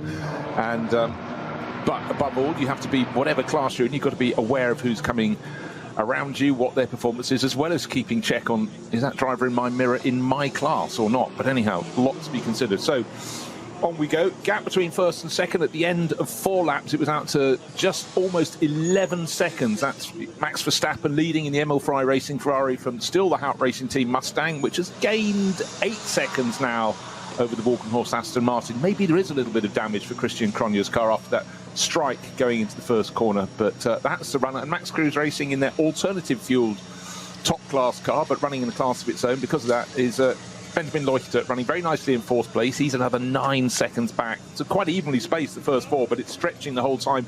Another 9 seconds behind that in 5th place is Fabio Scherer in the 2nd of the Hout Racing Mustang. So the Blue Oval took a win last time out. They may do so today, but one person is trying very hard to stop that, and that's Max Verstappen. So, and by the way, in terms of the pace, Max has already lapped 10 seconds faster than pole position. But pole, as I say here, it's about really getting your side to laps in greasy, slightly misty conditions. Still not overly bright, but it's dry track conditions constant, which is good news. But last time around, both Max Verstappen and Frank Stippler, first and second in the race, lapping under minutes. And any lap around here under 8 minutes is not hanging around. Certainly not. BMW's doing battle again, one slightly out of step though, and that might mean there's an opportunity for an overtake at Hoa Act. Not quite, 4 absolutely nose to tail. The other thing I spotted, by the way, about Fabian Tillmann's Stenley Marketing Hyundai is that because it runs in VT2, there are 5 studs on each of those wheels. So if you have got a problem behind the wheel with the brake caliper or a bit of suspension as well, it is the same sort of process that you get down the road at your local tyre fitters. It takes such a long time compared to the centrally mounted wheel cap, the stud to take. Oh, one of the BMWs is off now, and that means it's going to run wide and its tyres are very dirty, having been out in the grass. This is Brunchen, lost 1 place. It's going to do well not to lose any more than that, but it looks like it's weathered the storm now. And that is classic Nürburgring Nordschleife racing. A bit of a consequence. You go slightly wide, you lose your momentum, you can't pull over, you've got other cars around you, but also it's just, the next corners are already upon you. You may not be able to see over the crest of the next hill, and just one little wobble, 3 places lost, but rejoined. Lost a couple of seconds, but 3 places. Don't worry, you've got 3.5 hours to make it up. Yeah. So, yeah, going back to the point about wheel nuts, it's not like your Formula 1 pit stop where one nut is unleashed and you take the wheel off within milliseconds. More like a NASCAR-style pit stop with 5 buzzes of the wheel gun, and then finally you can gain access. But with the time pit stops, it's less damaging. Speaking of which, we are working lap 5 of this opening stint. So look for the lead BMW. See this again. It's just way too much curb, and that put it out onto the outer curbing.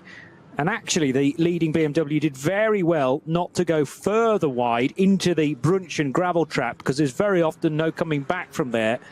The number of sort of home video bits of footage I've seen of tourist laps where it goes very, very wrong at Brunchen. You attack that corner at high speed, and you think it's slightly simpler than it appears when you are then mid-corner and skating off towards the barrier.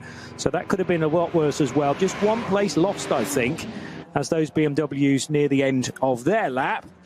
I think one thing really worth explaining is just how narrow the circuit is for much of its course around the Nordschleife. If you ask people to take 3 cars and park them side by side, possibly 4 if they're very good at parking, wouldn't be able to open their doors, but that's how wide the track is. Either side of the track, for most of the Nordschleife, there is the width of 1, possibly 2 car widths of grass either side, but generally 1 on one side and possibly 2 on the other. So it's super, super tight.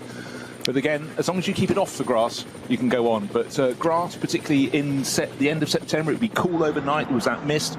It's going to have that sheen on top of it, and it would be no use if you're going off to keep you away from the barriers. So far, so good. But the track width isn't consistent either all the way around, so you have to always be mindful of where you are and how much wiggle room you've potentially got. The 885 BMW M2 is the one, I think, that was off the road. So that is the Holtzum driven car, and Giuliano Holtzum racing with Sandro.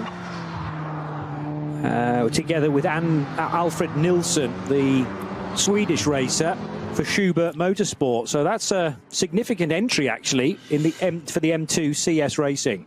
Yeah, a lot of these teams have been running here for a long time. They race other championships as well, but you can rotate a lot of drivers through. And I really like with the Nürburgring Langstreckenserie Series the fact we have lots of families racing together, several generations or siblings. It's just great fun. Now, can I talk about pit stops? You know I love pit stops. The earlier you make your pit stop in this race, the shorter your first pit stop will be. Is that right? Okay, example.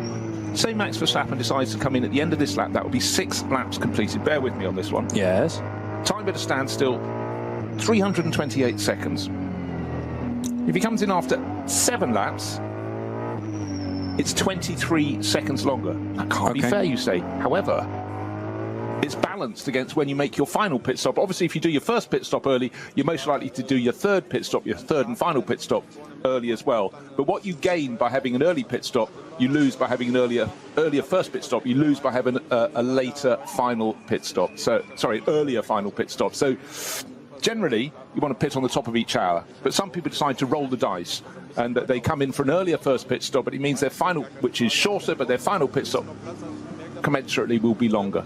It's down to nanoseconds, but it does make a difference. And the main reason for doing that, you might be very puzzled by it, but the main reason for doing that is the way that the cars are fueled, because they are very conventionally filled with almost like a supermarket trigger nozzle, which you pull off its stand, you plug into the side of the car, and the fuel pumps in. But to ensure that each fuel rig is pumping at the same consistency, they are a little bit, for want of a better phrase, trigger happy, I suppose, because one might pump slightly quicker than the other, and therefore to equalise that method, you're restricted to the amount of time that you have to be in the pit lane. Therefore, if you've been out for a shorter period of time, it's a shorter stop because there's less fuel to go into the car. And now, here's the question. What is the tactic for Emil Frey Racing with Max Verstappen?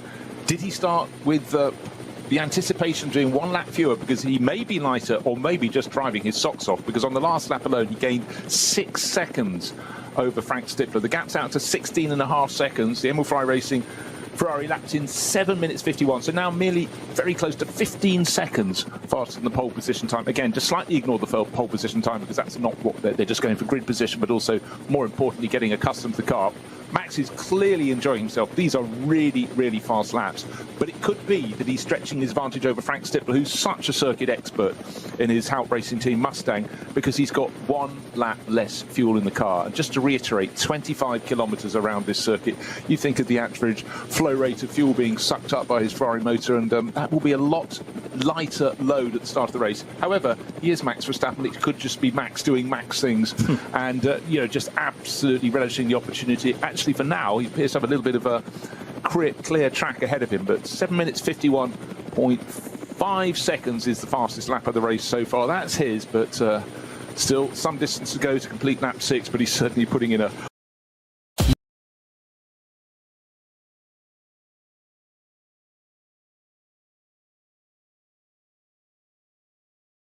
on his own now. Lights flashing, that means a slower car is just up ahead. There is a generally considered theory that going long throughout the race is the best possible option. Yes, you take a bit of pain at the start of the race, but if you can pit as close to the checkered flag as possible towards the end, that's where you get the time back. And to my mind, I mean, when you're doing a fuel mileage race, why would you shorten that first stop? You're just going to compromise things moving forward. You do. But if it's on a day when you know a massive rain cloud is approaching, then you go, well, we may have to come in and change tyres anyway. And again, the pain of when you've just passed the pits, because it's possibly dry at the pit lane, one of the 2 highest points of the circuit, and haven't had the message that once you've got, I don't know, a third of the way around the lap, somewhere like Arenberg, where it's really opening out into the Nordschleife forests, then you have the pain.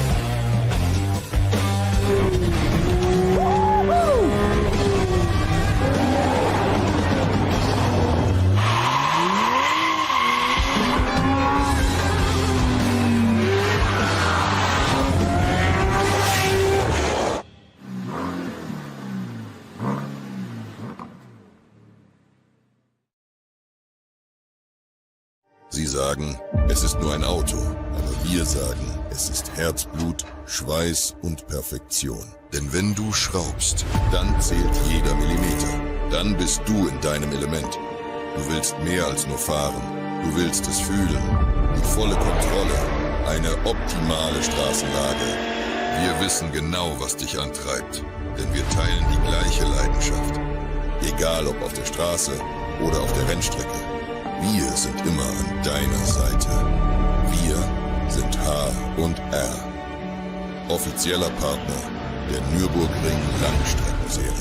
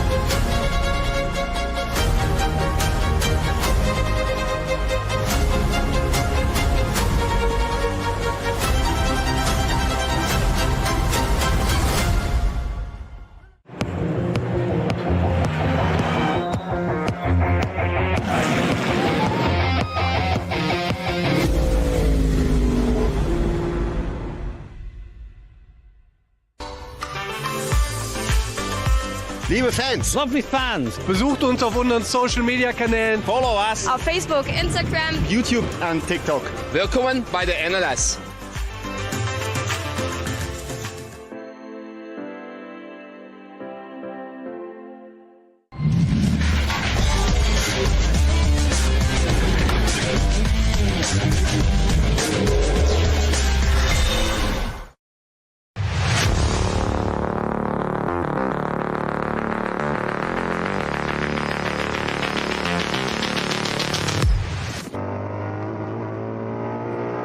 Huge in regular motor racing, but that is part of the feature of this circuit and the way things go. So will at the end of this lap, when 7 laps are completed, will we have Max Verstappen coming into the pits to make a pit stop, or will he go for one further lap?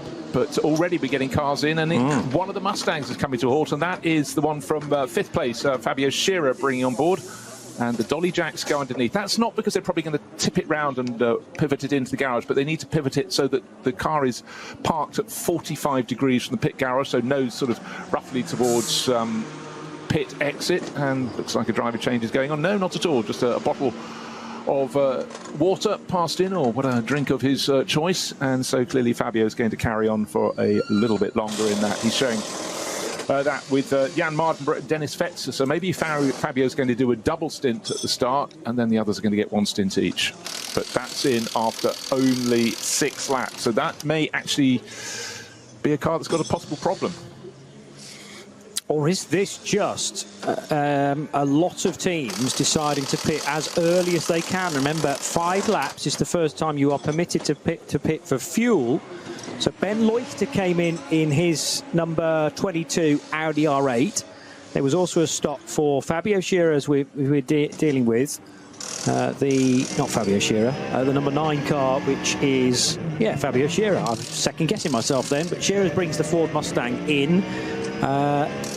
Talked about Tim Scheerbart coming in to hand over to David Yarn. Noah Nagelsdijk has definitely taken over the number 948 Loesch Porsche, so that's stopped.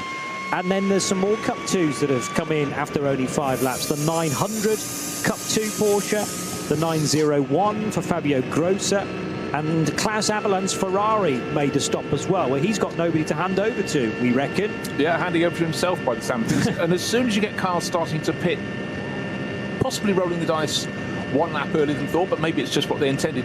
I automatically look to the sky, see the shape of the clouds. You need to be a meteorologist doing any events at the Nürburgring Nordschleife. They're a little more towering, certainly rather grey. They were brighter at the start of the race. There were almost little patches of blue sky. Those have long since been covered over. But am I seeing rain clouds? Don't think so yet. Certainly we've got quite a height on them, but maybe the teams know something I don't. It's definitely a theory, and clearly it's catching, this idea to pit earlier rather than later. Tom Coronel in 927 is not a driver change. Was he in from the start, Tom? Yeah, he was. Okay, and he's sharing with Jan-Jaap van Roon, so fellow Dutchman, taking over possibly in the next pit stop. That's a Pro-Am Cup 2 driver lineup. Talking of Tom Coronel, there was a lovely little moment at the start before the start of the race on the grid when all the fans are around, and he was showing that he's got a little pocket on one of his shoulders of his race suit, which he puts his mobile phone in. And you sort of need that in the Nürburgring Nordschleife because you don't get radio contact the whole way around the circuit. Because if he's been put off, or just simply stopped for lunch around Adenau, he can call the team and let them know. But just little details like this just emphasise the sheer scale of this circuit. 25 kilometres. And even if you were on a circuit that was round and 25 kilometres, it's going to be a long way to the far point of the circuit. But this one's got endless trees and valleys and hills in between, so clearly getting signal isn't always easy. But Tom, well, he's never known being someone who doesn't like a chat, so having a phone with him will keep him feeling secure. But you know what I mean. Finally been able to identify the I had the Porsche that was leading Cup 2. I've now instantly forgotten it, but Fabio Scherer just stuck a lap on that car.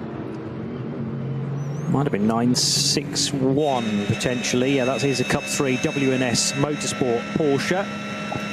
But there was no driver change for the number 9 Ford Mustang for Haupt Racing Team. Pitted from 4th. But will rejoin obviously quite a bit further down. Also Andreas Gulden taking a stop now in the 347 Toyo tyres with Ring Racing Porsche, which is the SP Pro entry this weekend, and so often is the case.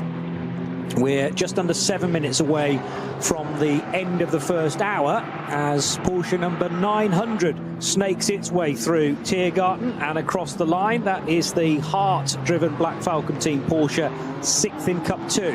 Right, at this point in the race with now a 20-second margin. This is really unusual in this series. That's how far clear Max Verstappen is in his Emil Frey Racing Ferrari ahead of Frank Stippler's Haupt Racing Team Mustang, and almost a similar margin back to the third place Aston Martin of Walk and Horse Motorsport and Christian Cronjes. Tell you what, if you've got some questions about this, if this is the first time you've watched an NLS race, 2nd, 3rd or 25th, it doesn't matter.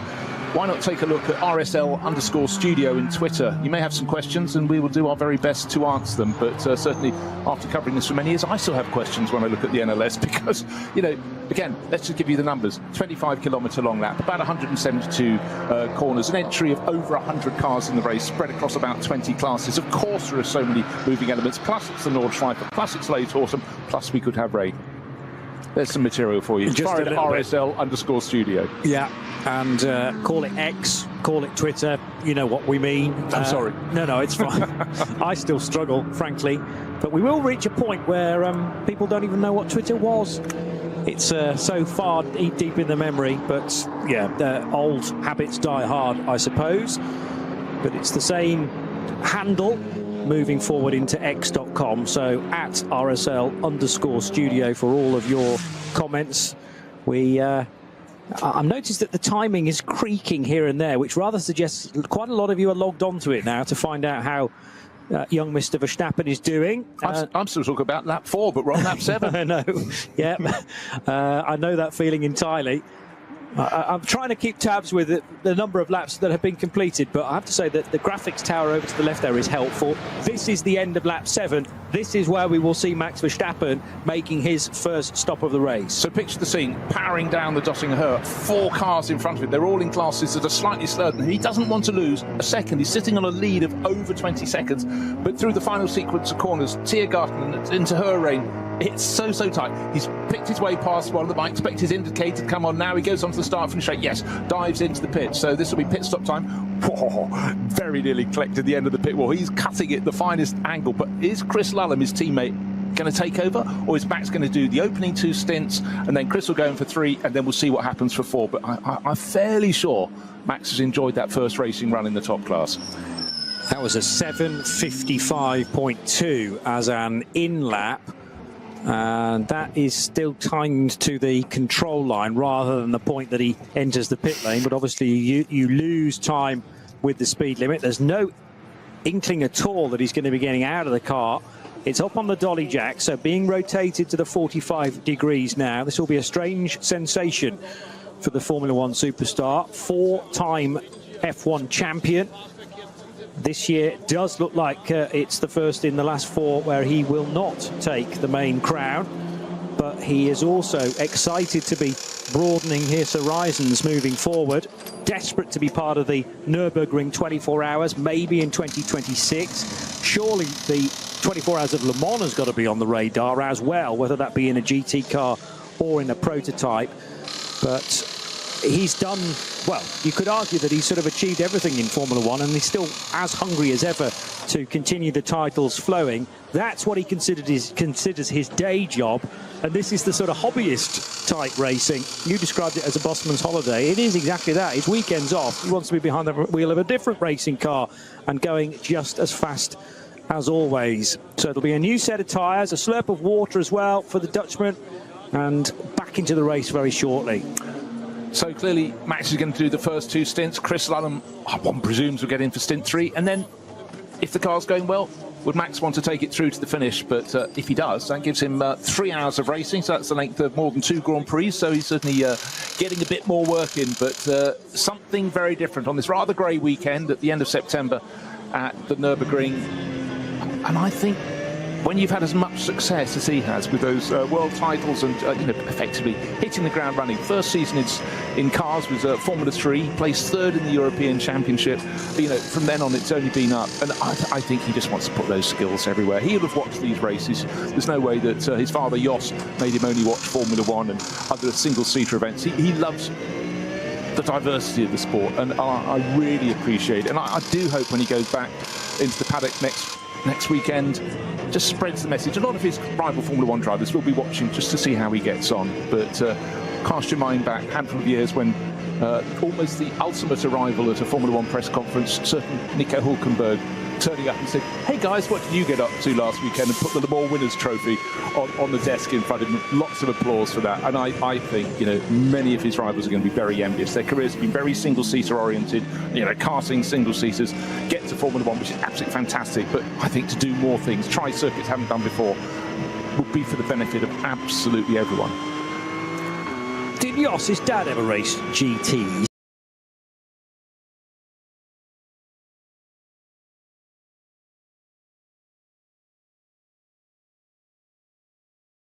To race the American Le Mans Series was single-seaters all the way, but I'm fairly sure he never did GTs of any form. Maybe he wants to do some. Well, yeah. He might even be in this race under a pseudonym, racing in one of the junior classes.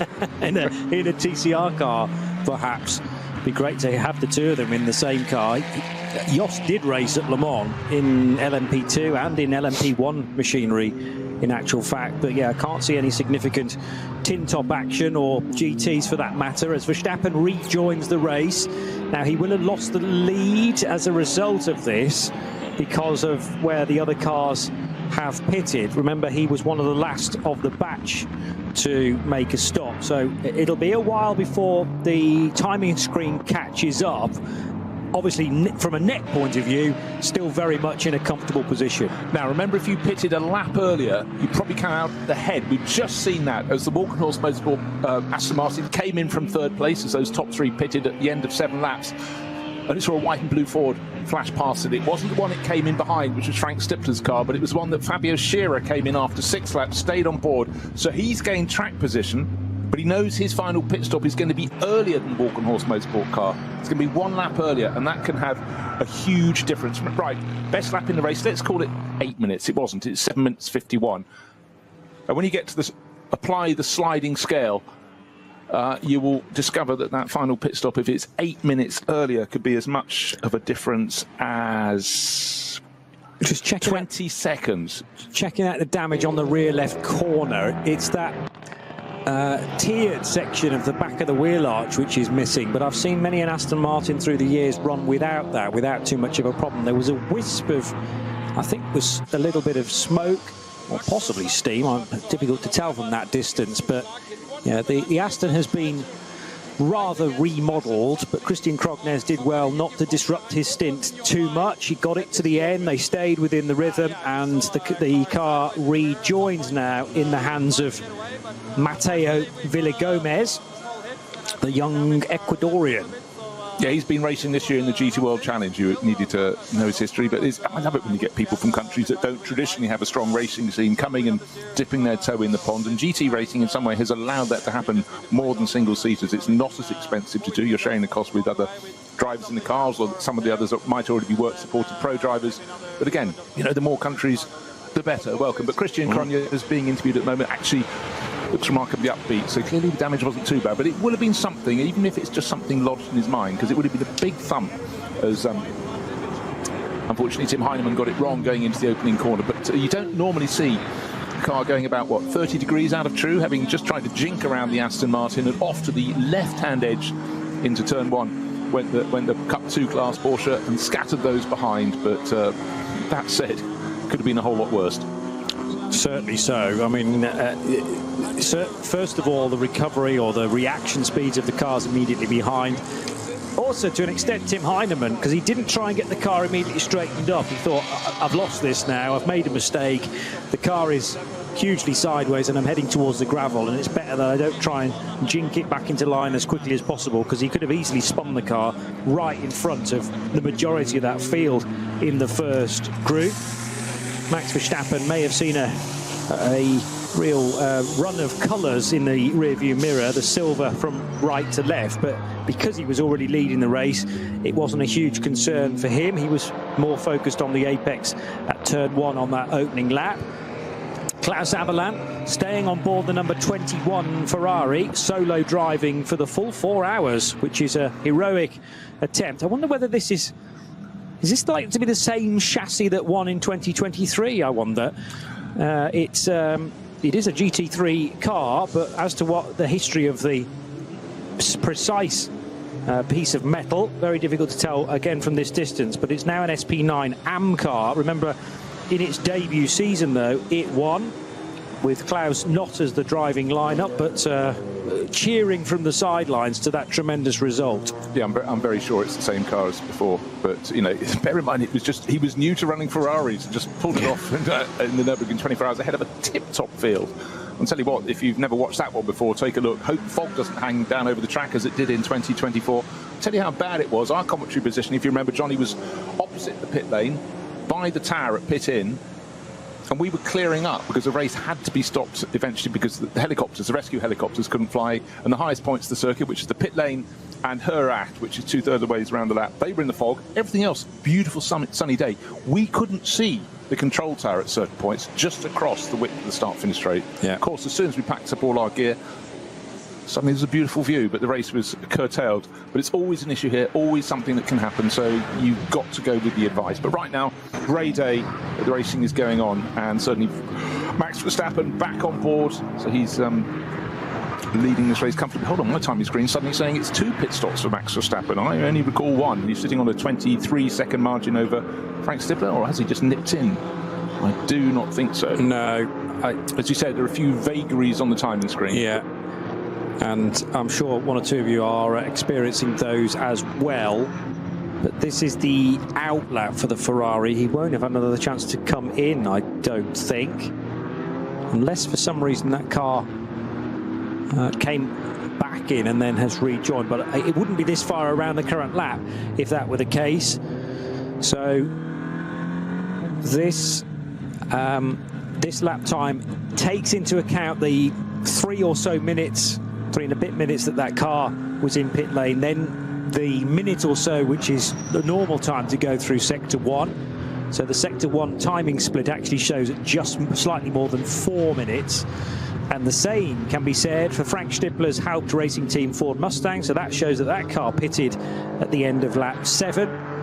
Likewise, the Valkenhorst Motorsport Aston Martin and the Renazzo Motorsport Lamborghini Huracan, which is an SP9 AM car, and is now being driven by Christoph Breuer. So Breuer in, Dieter Schmidtmann out of that Huracan GT3 Evo 2. Number 786 in the bright yellow colours of Renazzo. Max Kruse Racing in the 927, running in 5th position. Nearing the end of September, so why not wear a Christmas hat, I suppose. Still a little bit too early in my book, but it's gone for the almost full Santa Claus experience, that gentleman. I wonder whether that's part of the Adrenaline Motorsport arrive and drive situation as well. You can dress as Santa Claus for the day and we'll still prepare a car for you. Here's the 31 Ferrari then, heading towards the end of the lap. And confirmation then that it's just the one stop so far for this Ferrari. And as it swoops across the line, should be now the lead car officially. Okay, just remember, 7 minutes 51.5, fastest lap of the race. I'm just trying to remember if that's the fastest ever in an NLS race. And I'm not sure I want to take my attention away to try and find that out. But Max Verstappen, this last lap, 8 minutes and 3. However, that involved accelerating away from the pit lane, clearly going to be longer, but back into lapping, turning right at the opening corner through the sort of what we used to refer to as the Mercedes arena, where it arcs into the left-hander at turn 2, the tighter left at turn 3, and then the tighter right at turn 4, but then down at only a very short stretch of the Grand Prix circuit before doubling to the right and then completing the end of the Grand Prix loop, but then turning onto the Nordschleife. But up ahead, just picking off one of the Porsche Caymans, nice and easily done it. And again, the drivers in the less powerful classes have to know to look at their mirrors, and the driver did that very nicely indeed. So Max Verstappen picks him off nice and easily. Just 3 more corners to go on the Grand Prix loop, and then he'll turn double left onto the Nordschleife, and then it starts becoming way more enclosed and way trickier. Down through Hatzenbach, going through Kielbacher Höhe, that's when you start to pick up the speed after a fairly decent length straight. But we had the problem there, didn't we, early on? We had a code 60 at that corner, but I must say, here we are at this point in the race, just over an hour completed, and people have been behaving very nicely indeed so far. Please do not make that the commentator's curse. Oh, as I say that, suddenly yellow flags have been shown at Marshall Post. Well, that's the shortcut back into the pits, but that's not going to affect our race leader because Max Verstappen has passed those by. Next driver to get there is a driver who's second in the race, and that's Frank Stippler, still on board the Hout Racing Team Ford. So like Max Verstappen, the race leading Ferrari, he stayed on to do a double stint. Maybe has more scope to do that because the Audi he was going to be driving later in the race came in with front end damage quite some while ago. And so maybe his driving that is no longer something that's going to employ him later this afternoon, so he can do a double stint for Ford. There is a long list of various fastest laps that have been mainly set up in order to blitz the record, so that they weren't racing laps, but I mean, I'm looking at various 6-minute lap times around this configuration. Clearly they will not stand, but as for a fastest lap within NLS or VLN, its predecessor, a bit more research is required. It's certainly up there. I'd be surprised if that is a record, but 7:51.5 is a tremendous lap time. Remember, this is on the shorter version of the circuit, mind you. So this morning's time's 8:06.0, but a 7:51, so shaving a further 15 seconds off that. Max Verstappen in the Ferrari.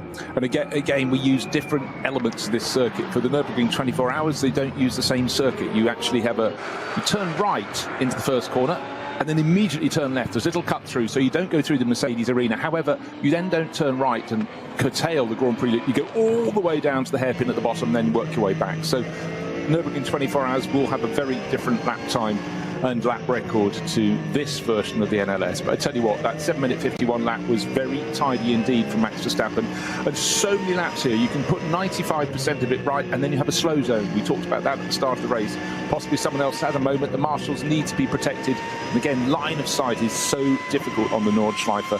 So extra layers of safety are put in so that any rescue crew that has to tidy up an incident is going to be safe. But, you know, as long as the drivers adhere to all the flag signals they're getting, messages from the pits at the points on the circuit when they can get them, then, you know, hopefully things will stay safe. But as long, it's such a proviso on this circuit, so extra layers, you know, they're adopted by all the drivers and totally accepting that. But anyhow, take a look. Maybe some of you out there in the world of X can let RSL_studio know what you think might be the fastest lap in this formation. So racing in the Nürburgring Langstrecken series, but 7 minutes 51, we know that's quick, and that is why Max is leading by, at the moment, it was 23, it's now 24 and a bit seconds. Certainly Frank Stippler, who is the gold standard here, is putting in a really good show for Mustang, who scored a first victory here last time out. But Max Verstappen is stretching the advantage, and I'm not sure he's hating any single second he's at the wheel of the car at the moment, because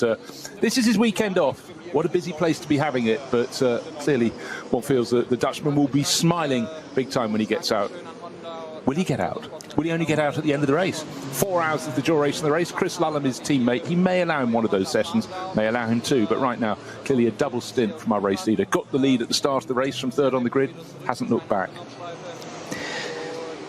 Well, all the more impressive is the fact that that lap time 7:51.5 is quicker than any of the pole laps we've had so far this year, because the quickest pole lap that was set in the opening round for the 70th edition of the ADAC Westfalenfahrt was set by Frank Stippler, and this was a pole time 7:51.530. So we are 16 thousandths of a second faster than that for a race lap. What I have found is in 2022, I think it was 2022, a quicker lap than that still. But that again was a qualifying lap rather than a race lap. I'm not able to dig out as readily as this times from the race. But I can tell you that it was either Axel Jeffries or Michele Di Martino did a 7:50 at the start of 2022. So we have seen quicker laps than that, but they may have only been on the Saturday morning in qualifying rather than the race. Yeah, but again, just going back to qualifying, it's very short. And for most drivers, they know the weather's going to be changeable, track conditions be changeable. Track conditions, the track is normally quite slippery or quite cool relative to how it's going to be in the race. So it's not always the best time, but really it's a sort out. As long as you get one banker lap in, your main job is to bring the car back, and the number of drivers who just aim for a slightly faster time, driven around the outside of a slower car and ended off the circuit. There's not a lot of time to prepare a car for a Nürburgring Langstrecken Series race. Qualify in the morning and you kick off the race. You have to get to the cars, the grid at about 11:30 for a 12 o'clock start. So your mechanics do not thank you. And don't forget, if you drop the car into the barriers at the back side of the circuit, it takes a very long time to get the car back to the pits. 25-kilometre lap. Think about it, that's 15 miles. And so really heroics are kept in check, but certainly a lap of 7 minutes 50, that is very impressive. So in race trim, well, we'll see. How low can he go? Yeah. We'll find out a little bit towards the end of this stint. So around about lap 14 or so, his fuel load will be light. Tyres will be slightly past their best, but that could be the next time that Max will strike for glory. However, of course, that could be obscured by a moment if someone's put a slow zone on the circuit, somewhere around this 25-kilometre lap.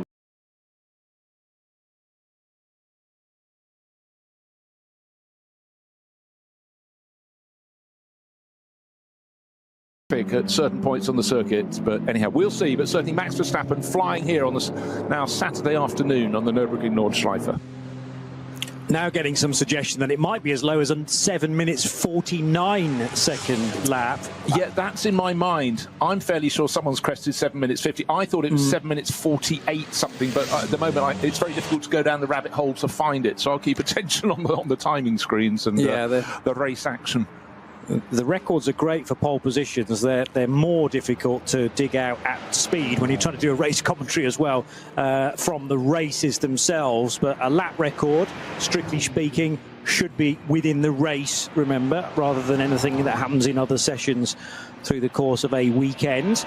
Just caught sight of a very nicely turned out BMW M4 GT4 from Plus Line Motorsport. That's for the Greasex, Richard and Philip. Can't tell you who of the two's actually in the car at the moment, but it is one of the family members. And Plus Line's BMW running fourth in SP8T. There are 5, 6, 7, 8, 9, lots of SP8T cars, 9 in total. And Supras, BMWs, that's basically the order of the day. There's an Aston Martin Vantage as well from Pro Sport Racing, and indeed an Aston Martin from Pro Sport that leads the category for Marek Bachmann. number 191. He's up as high as 24th overall. As the 800 Honda Civic, the FL5, turns right. And that is Thiago Monteiro.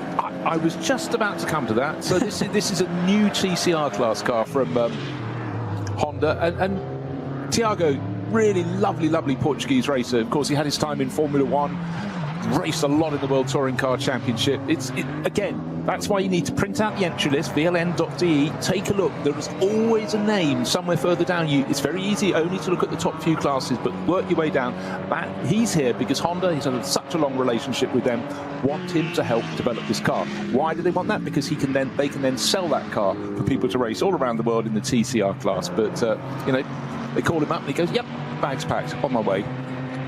I think you struggle to keep him away from this place. In truth, he has lots of experience in the last few years here. Oh, that was almost a big moment for the number 9 Mustang, which how far up the order has that now crept? 5th position. Well, it was 5th before its pit stops. Remember, it came in a lap before the top 3 cars came in. There was a Cup 2 class Porsche still up ahead of it, but since then on this it's getting going and really starting to move around the circuit a bit. Coming up on the, I think it's just past the Max Cruz Racing Audi. That's the one that was 4th overall. That's the alternative fuel car, but certainly Fabio Scherer staying on for a double stint is really starting to get the progress. But that car will be pegged back eventually by the fact it had that early pit stop, so it have to do its final pit stop earlier, which means that final pit stop will be longer than those that come in a lap afterwards. Normally about 20 seconds is the gap difference. Seems enormous, but just remember how long the lap is here. We've even got down to hundredths of seconds now for this suggested quickest race lap time. 7:49.578 is the latest suggestion. So Verstappen has got into the, did we say low 51s? Yeah, 51.515. Okay, so sort of mid 51s, and we're looking at a mid 49, 7:49.5. So he's still amazingly got 2 seconds to find. May not be the same car, of course. We're talking about a Ferrari 296 in this instance. And if that's from a few years ago, who knows what tyres it was done on, in what weather conditions, might have been slightly more conducive to a quick lap time, and also a completely different car as well. Although theoretically the SP9s are balanced through the BOP system to produce across the piece very similar lap times, even though different cars will make their time in different positions of the racetrack. Right, if someone's listening for the first time, BOP, what is that? BOP, balance of performance. It's not something obviously in Formula One and other categories, some of other categories, but certainly in GT racing it is prevalent. And that is why you can have a race with 10 different manufacturers and their lap time is balanced, so it should be equal. It doesn't mean they're going to get their performance equally across a lap, but at the end of the lap, their lap time should be very similar. Of course, it's a dark science, a bit of black magic, if you will, but it does mean you have some fantastic scenes. And again, it provides you with a difference of machinery, doesn't it? You've got the sleek 296 GT3 Ferrari, and then the much more raughty, torquey, rumbling sound of the Ford Mustang. Put them side by side, they wouldn't look as though they would race against each other, but they absolutely do. The Aston Martin probably in the middle of that, but then of course you've got the Porsches. You have, actually this weekend we don't have a BMW M4 GT3, they're normally very good. Lamborghinis as well. And I think sports car fans, racing fans overall, just absolutely love having the different shapes of cars. If you had the top 20 drivers in one make of car, it will still be good, but it won't be anything as good. And you know what, a little bit of mark rivalry never hurt anyone. To me, it's the essence of motor racing in so many ways, but balance of performance is something that we have. You do not have it in the World Championship for Formula One, but you have it in many other categories, and to me it makes an element of sense. Well, that is why somebody like Stefan Rattel behind the global category of GT3 has been so successful year in, year out, because I mean, take for example the World Endurance Championship, not an SRO championship, but has adopted the GT3 rule set in effect, turning it into LM GT3. But this weekend in Fuji there are 9 different manufacturers: Aston Martin, Ferrari, BMW, Chevrolet with their Corvette, McLaren, Mercedes, Ford, Lexus and Porsche.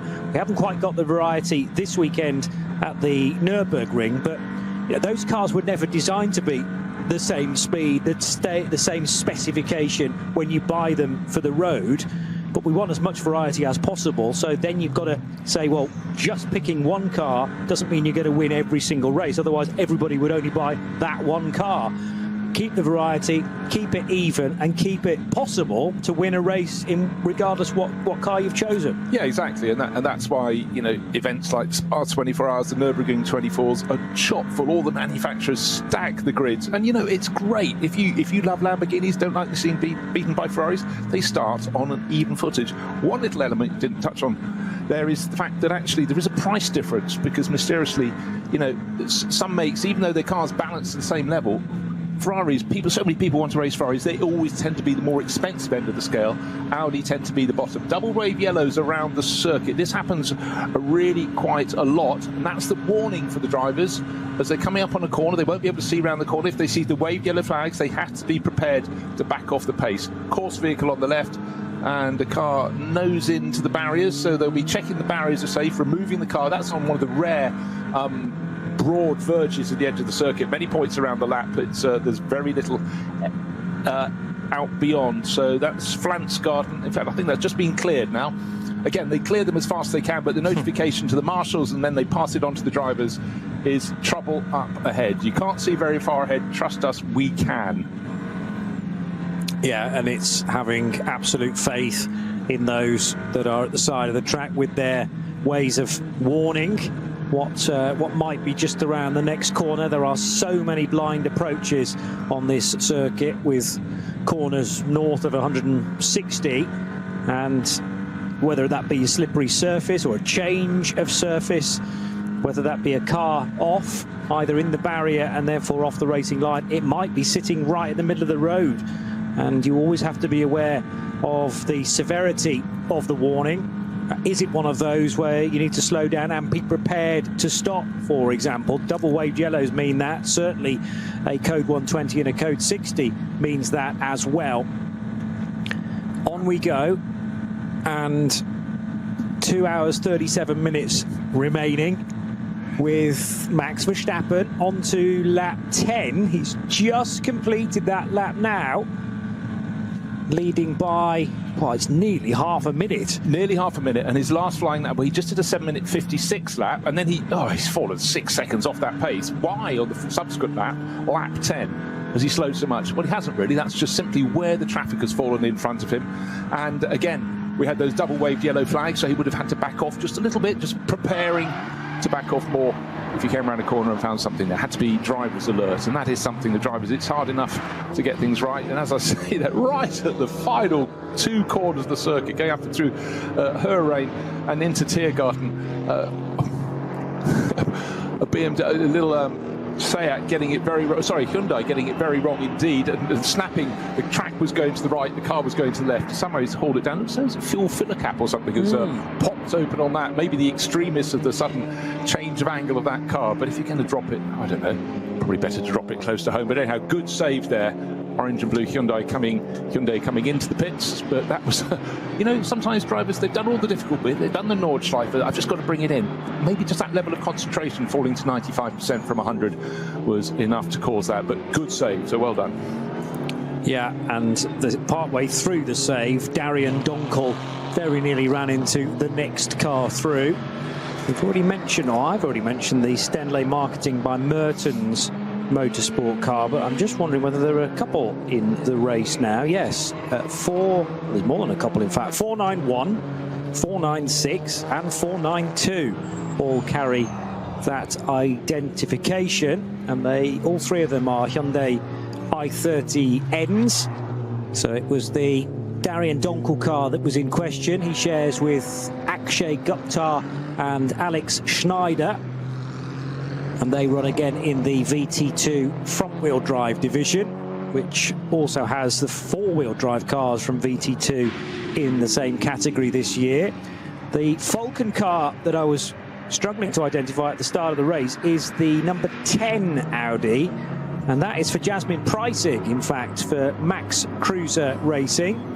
Jasmin, a regular runner in the 24H series as well.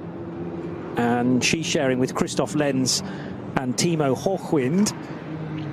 So Max Kruse getting a nice bit of sponsorship. I can't tell at this speed whether the tyres are the correct ones, but I'm sure that that is the case. Well, otherwise, I find that very disappointing. Why? What, I can't identify the sidewalls at racing speed at something like 80 miles an hour. Yeah, it's tough. But that typically or instantly recognisable two-tone blue that we so often see on a couple of Porsches, actually, and the season started so well for the Volker Motorsport GT3 cars. They've had at least one 1-2 finish, but neither of the cars here this weekend. It's busy certainly around Central Europe, but further afield as well. So it might be a question of just finding drivers to take to the cockpit of those cars. Not sure whether there's, for instance, an ADAC GT meeting this weekend as well, which sometimes means that the entry to an NLS race suffers a touch. But there's always some scrapping to focus in on, regardless of the class, including Noah Nagelsdijk, who now heads out of the Mercedes arena, second place in Cup 2, the number 948 car. Across the course of the season, not everybody does all the rounds. I mean, you just mentioned Jasmine Pryzik, normally racing the 24H series. Of course, if she was this weekend, she could be having a 24-hour race down in Barcelona, also covered by Radio Show Network. But, you know, you have to pick and choose, and some drivers, particularly if you're a top star in GT3 or if you're a low-ranked driver in GT3, you can actually get lots of other drives because they need a quick bronze or a quick silver. But yeah, you could be racing anywhere in the world, and this is the very essence of why GT racing is so strong now. As I said, next year we're going to have a historic GT3 racing series, 2006 to 2013. So some of the first cars you might have thought, oh well, they're so far out of date, nearly 20 years old. They might have been tucked away, nowhere to race. They will have next year, and it's really exciting. And one of the ones I'm waiting not just to see again, but to hear is the BMW Z4 GT3 that just made such a good sound. I'd warrant Aston Martin makes a wonderful rumble. The Ford Mustangs at the moment, they win the sort of the best rumble of all, but certainly that racing engine notes on the V8 Z4. You may say, hold on, but they never built a Z4 for in road trim with the V8. Well, they got dispensation to have it in GT3, and I think anyone who watched them in period would go, oh yeah, they made a good sound. But they're historic, and some of the drivers talking to now aren't even 40 years old going, I raced that. Oh my gosh, that's terrible. A historic series with stuff I've already raced. But luckily, I've just remembered I've got one still in the garage. It's just gone up from £250,000 worth to 500 in the drop. Well, yes, that's a winner for sure, even though you might feel a little bit old, that your car is now considered a classic racer rather than a modern day version. But as you say, the price hike is well worth considering. GT Motorsport BMW 330i for Lutz Horst is just going through the Mercedes arena, together with the 347 Toyo tyres with ring racing car. That might be a pass for position, 347 on 927. Yeah, it was indeed. That was Van Roon being passed by Mark Canarici. I just want to point out, on the last lap, our race leader, Verstappen, still in the lead. Yep, we know that.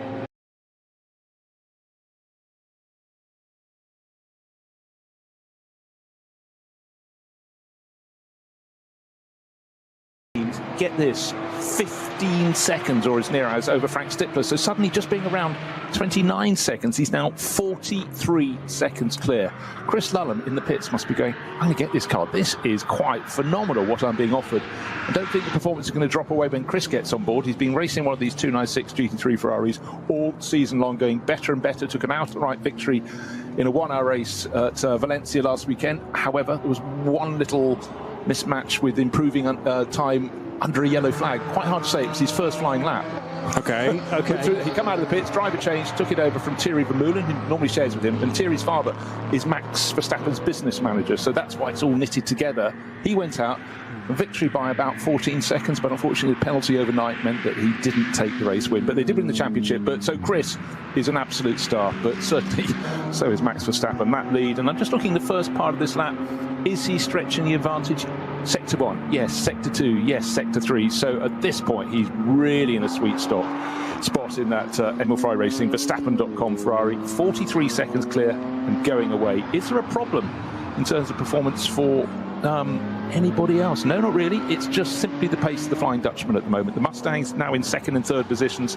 They can't match him. They're separated by 20-something, 26 seconds. But bear in mind, the number 9 Mustang, Fabio Scherer, pitted a lap earlier for that first pit stop. So he's artificially close to the sister car of Frank Stippler, the number 6 Mustang. When it gets to their final pit stops, he will do his pits. The number 9 car will come in a lap earlier, and that's the difference of about 20 seconds. So he really needs to get in front of Frank Stippler, but that's not happening. Couple of messages from race control I'm just spotting. The first of them for the 949 Cup 3 Porsche, and that is currently being driven by Stefan Bayer. And that's just an investigation at the moment, but a pit lane under investigation, so they'll either be speeding or too many people perhaps working on the car during the stop. The 140 car, which is, bear with me, the Dumoulin Pro Sport Racing Aston Martin. Now, it is an Aston that still leads SP8T for Pro Sport, but that is not this one. That's the second car, number 140, 6th in class, but that's going to have to do a stop-and-go penalty for 5 seconds. So I'm trying to remember whether you can do that. It's labelled as a stop-and-go penalty rather than a penalty added to your next pit stop. Yeah, so you have to come in and do it and then take your pit stops next time around or subsequently. Yeah. So that's a 5 second, but actually for the Dumoulins and Pro Sport, they're super experienced around here. They were penalty of 5 seconds. It means they were 5 seconds under their minimum pit stop time. Bear in mind, though, we have to remember that there is a sliding scale here according to when you come in, and that is something that sometimes catches really good entries here, but the experienced teams, it's a little bit surprising someone dropped the ball there. But bear in mind, it's not the driver's fault. They go when they're signalled to move away from their pit stop. So it'll have to come down pit lane, stop at the penalty box, which is just underneath the podium before you get to the main garages. Stop for 5 seconds and then rejoin, as Max Verstappen just delightfully drifting the car through that first left-hander that leads towards Hatzenbach. And the problem with doing that is that the Armco barrier just juts back in a little bit there where the tourist laps begin and past the old Grand Prix pit lane. And you well, again, I'm sure he knows this place so well, probably from a sim first of all, and then getting the ring license a few weeks ago. So he will know where parts of the track are compromised. But that was almost as if he's been racing here for 20 odd years, just drifting it to within a cigarette paper of the Armco, didn't hit it, and then continued on to Hatzenbach, unflustered by it all, as he goes to the high side now at Flugplatz of one of the Porsche Caymans in the midfield. Yeah, but he was very clever. He waited his time, had to be absolutely sure. No one's very close to him. He's got a real margin over the 2 Hout Racing Team Mustangs. He can afford to be a little bit cautious from time to time. Just wants to be sure the driver of the car in front of him that will be lapping, you know, effectively, what are we talking, about 30 seconds a lap slower than him, has seen him. There's no point going off. He's driven so hard for, well, getting on for an hour and a half, just over an hour and a half now. But that margin is very impressive. And every timing sector, his Ferrari is pulling clear of the 2 Mustangs. They are the best of the rest. And the Morgan-Horse Motorsport Aston Martin, by the way, had a much longer pit stop, and it had, with Mateo Villagomez still learning his craft, still, you know, relatively new to racing in Europe, the young Ecuadorian, he's falling away, but it's a daunting challenge. Talking of challenges, I'm just wondering, okay, so next year, if Max Verstappen, having really enjoyed this, which it looks so he is from the way he's throwing that Ferrari around, comes here, does the Nürburgring 24 hours next race, do you reckon another year or 2 beyond that, you go, Monte Carlo rally? Why not? I mean, his dad has done a little bit of rallying, I noted, in the WRC. I'm not sure whether it was at Monaco. It may well have been. But, you know, there's, again, the example of chopping and changing the disciplines. And Max is doing that with in spades now, with a chance to see him in at least one 24-hour race. And once he does one, he'll want to try and sample them all. Well, look, he's not that busy in January, so let's just use ink and put the Daytona 24 hours in. Just imagine, you know, for Max, he gets 3 Grand Prix a year racing on the North American scene. Well, 4 if you include, obviously North America includes Canada, so Montreal as well. But, you know, to go to the fabled circuits like Daytona, that'd be something really special. I'll tell you what, why don't people draw up Max's dream season. I know 24 Grand Prix is an awful lot, but there must be some weekends where he doesn't want to really sit at home or do anything or play with his family. Go racing or go having some competition. I'm sure you can come up with some very good suggestions at RSL_studio in the world of X, known to me as Twitter. But yeah, I mean, the dream list. But just remember, in the 1950s and 60s, your Grand Prix stars of the day would turn up at a race meeting. They'd do the single-seater race, probably a non-championship Formula One race, that would be, because, of course, were many of those each season. In fact, those days you only had about 9 Grand Prix a year. Imagine that. Now we've got 24. But then, of course, they'd also do the sports car race, the saloon car race as well. Anything that paid prize money, that's how they got their salary. Their salaries were nowhere near what they are now. But for the people racing in those championships, they might go, oh, here comes someone who's going to beat me. But no, you're racing against the superstars. And if that was Jim Clark, you knew he was the absolute zenith of the sport. And the fact he could win at all those levels, well, I'll tell you what, in 1968, when Jim just inexplicably, was killed in a Formula 2 race, a Little League Formula 2 race, relative to what he was doing at Hockenheim. A lot of his rivals were competing in the sports car race at Brands Hatch and just went, oh my God, if it could happen to Jim, it could happen to any of us. And they were very, very much more dangerous days back then. In fact, the circuits were a little bit, well, like the Nürburgring Nordschleife now. Of course, it's better, the barriers are there, but, the proximity of trees and think about Spa-Francorchamps when it ran into the neighbouring valley and that long climb from Stavelot flat out through kinks. With the only one that's left on that climb is Blanchimont. And when you think of a lap of Spa-Francorchamps, think Blanchimont. Yeah. Yeah, that is the close your eyes and hope you come out the other end. And there were so many of them on the longer lap at Spa. Oh, and of course, I forgot to mention there were no barriers. There were just trees. Houses, mere details. Yes, yeah. the master kink. Oh yes. Indeed. I've driven through there on the road, and you think, how on earth did they go through at the speeds that they used to? But there is still some opportunity to wedge a few extra races in for some Formula One stars. It need not just be Max Verstappen, surely. And no, the more the merrier. Maybe that bug will work its way through the F1 paddock generally to open one or two other people's eyes to racing elsewhere. Just caught sight, by the way, of the purple and white Porsche Cayman for the Adrenaline Motorsport Team Manhattan Wheels crew of the Korn family. Ulrich, Tobias and Daniel. They are running second in V5 and trying to close in on the 447 car, which is likely to be another Porsche. It is another Cayman for the team nameless crew. And Alexander Müller, Christian Weber, Jan Weber and Torsten Kray continue to lead the V5 part of the order. I'll tell you who's impressing me at the moment is Alexander Hart. He's third in the Cup 2 class, carrying one of our cameras around the circuit. Black Falcon team Zimmermann. Black Falcon, long-term sponsors of many things around the Nordschleife, but they have various teams carrying their colours. But he's lapping faster than David Yarn, who's leading the class. And I tell you, for the past decade or so, David Yarn has been, the sort of yardstick, the benchmark, if you like, in this category. So that is impressive. It's good to have different names coming in and showing their hand. Okay, of course, either of those laps last time around was 2 seconds faster for Alexander Hart. We know someone could have moved out of the way to let the front runners like Max Verstappen come through, lost a bit of momentum, or they could have been caught behind other traffic. But you take each lap as it comes. And certainly that was good to see Alexander Hart showing some form. He's still down third in class. His next target is not too far ahead. It's the 948 Cup 2 entry. We've seen quite a lot of that in the course of the race. But yeah, he's hauling that in at the moment. And that's Noah Nagel-Diesk at the moment in that.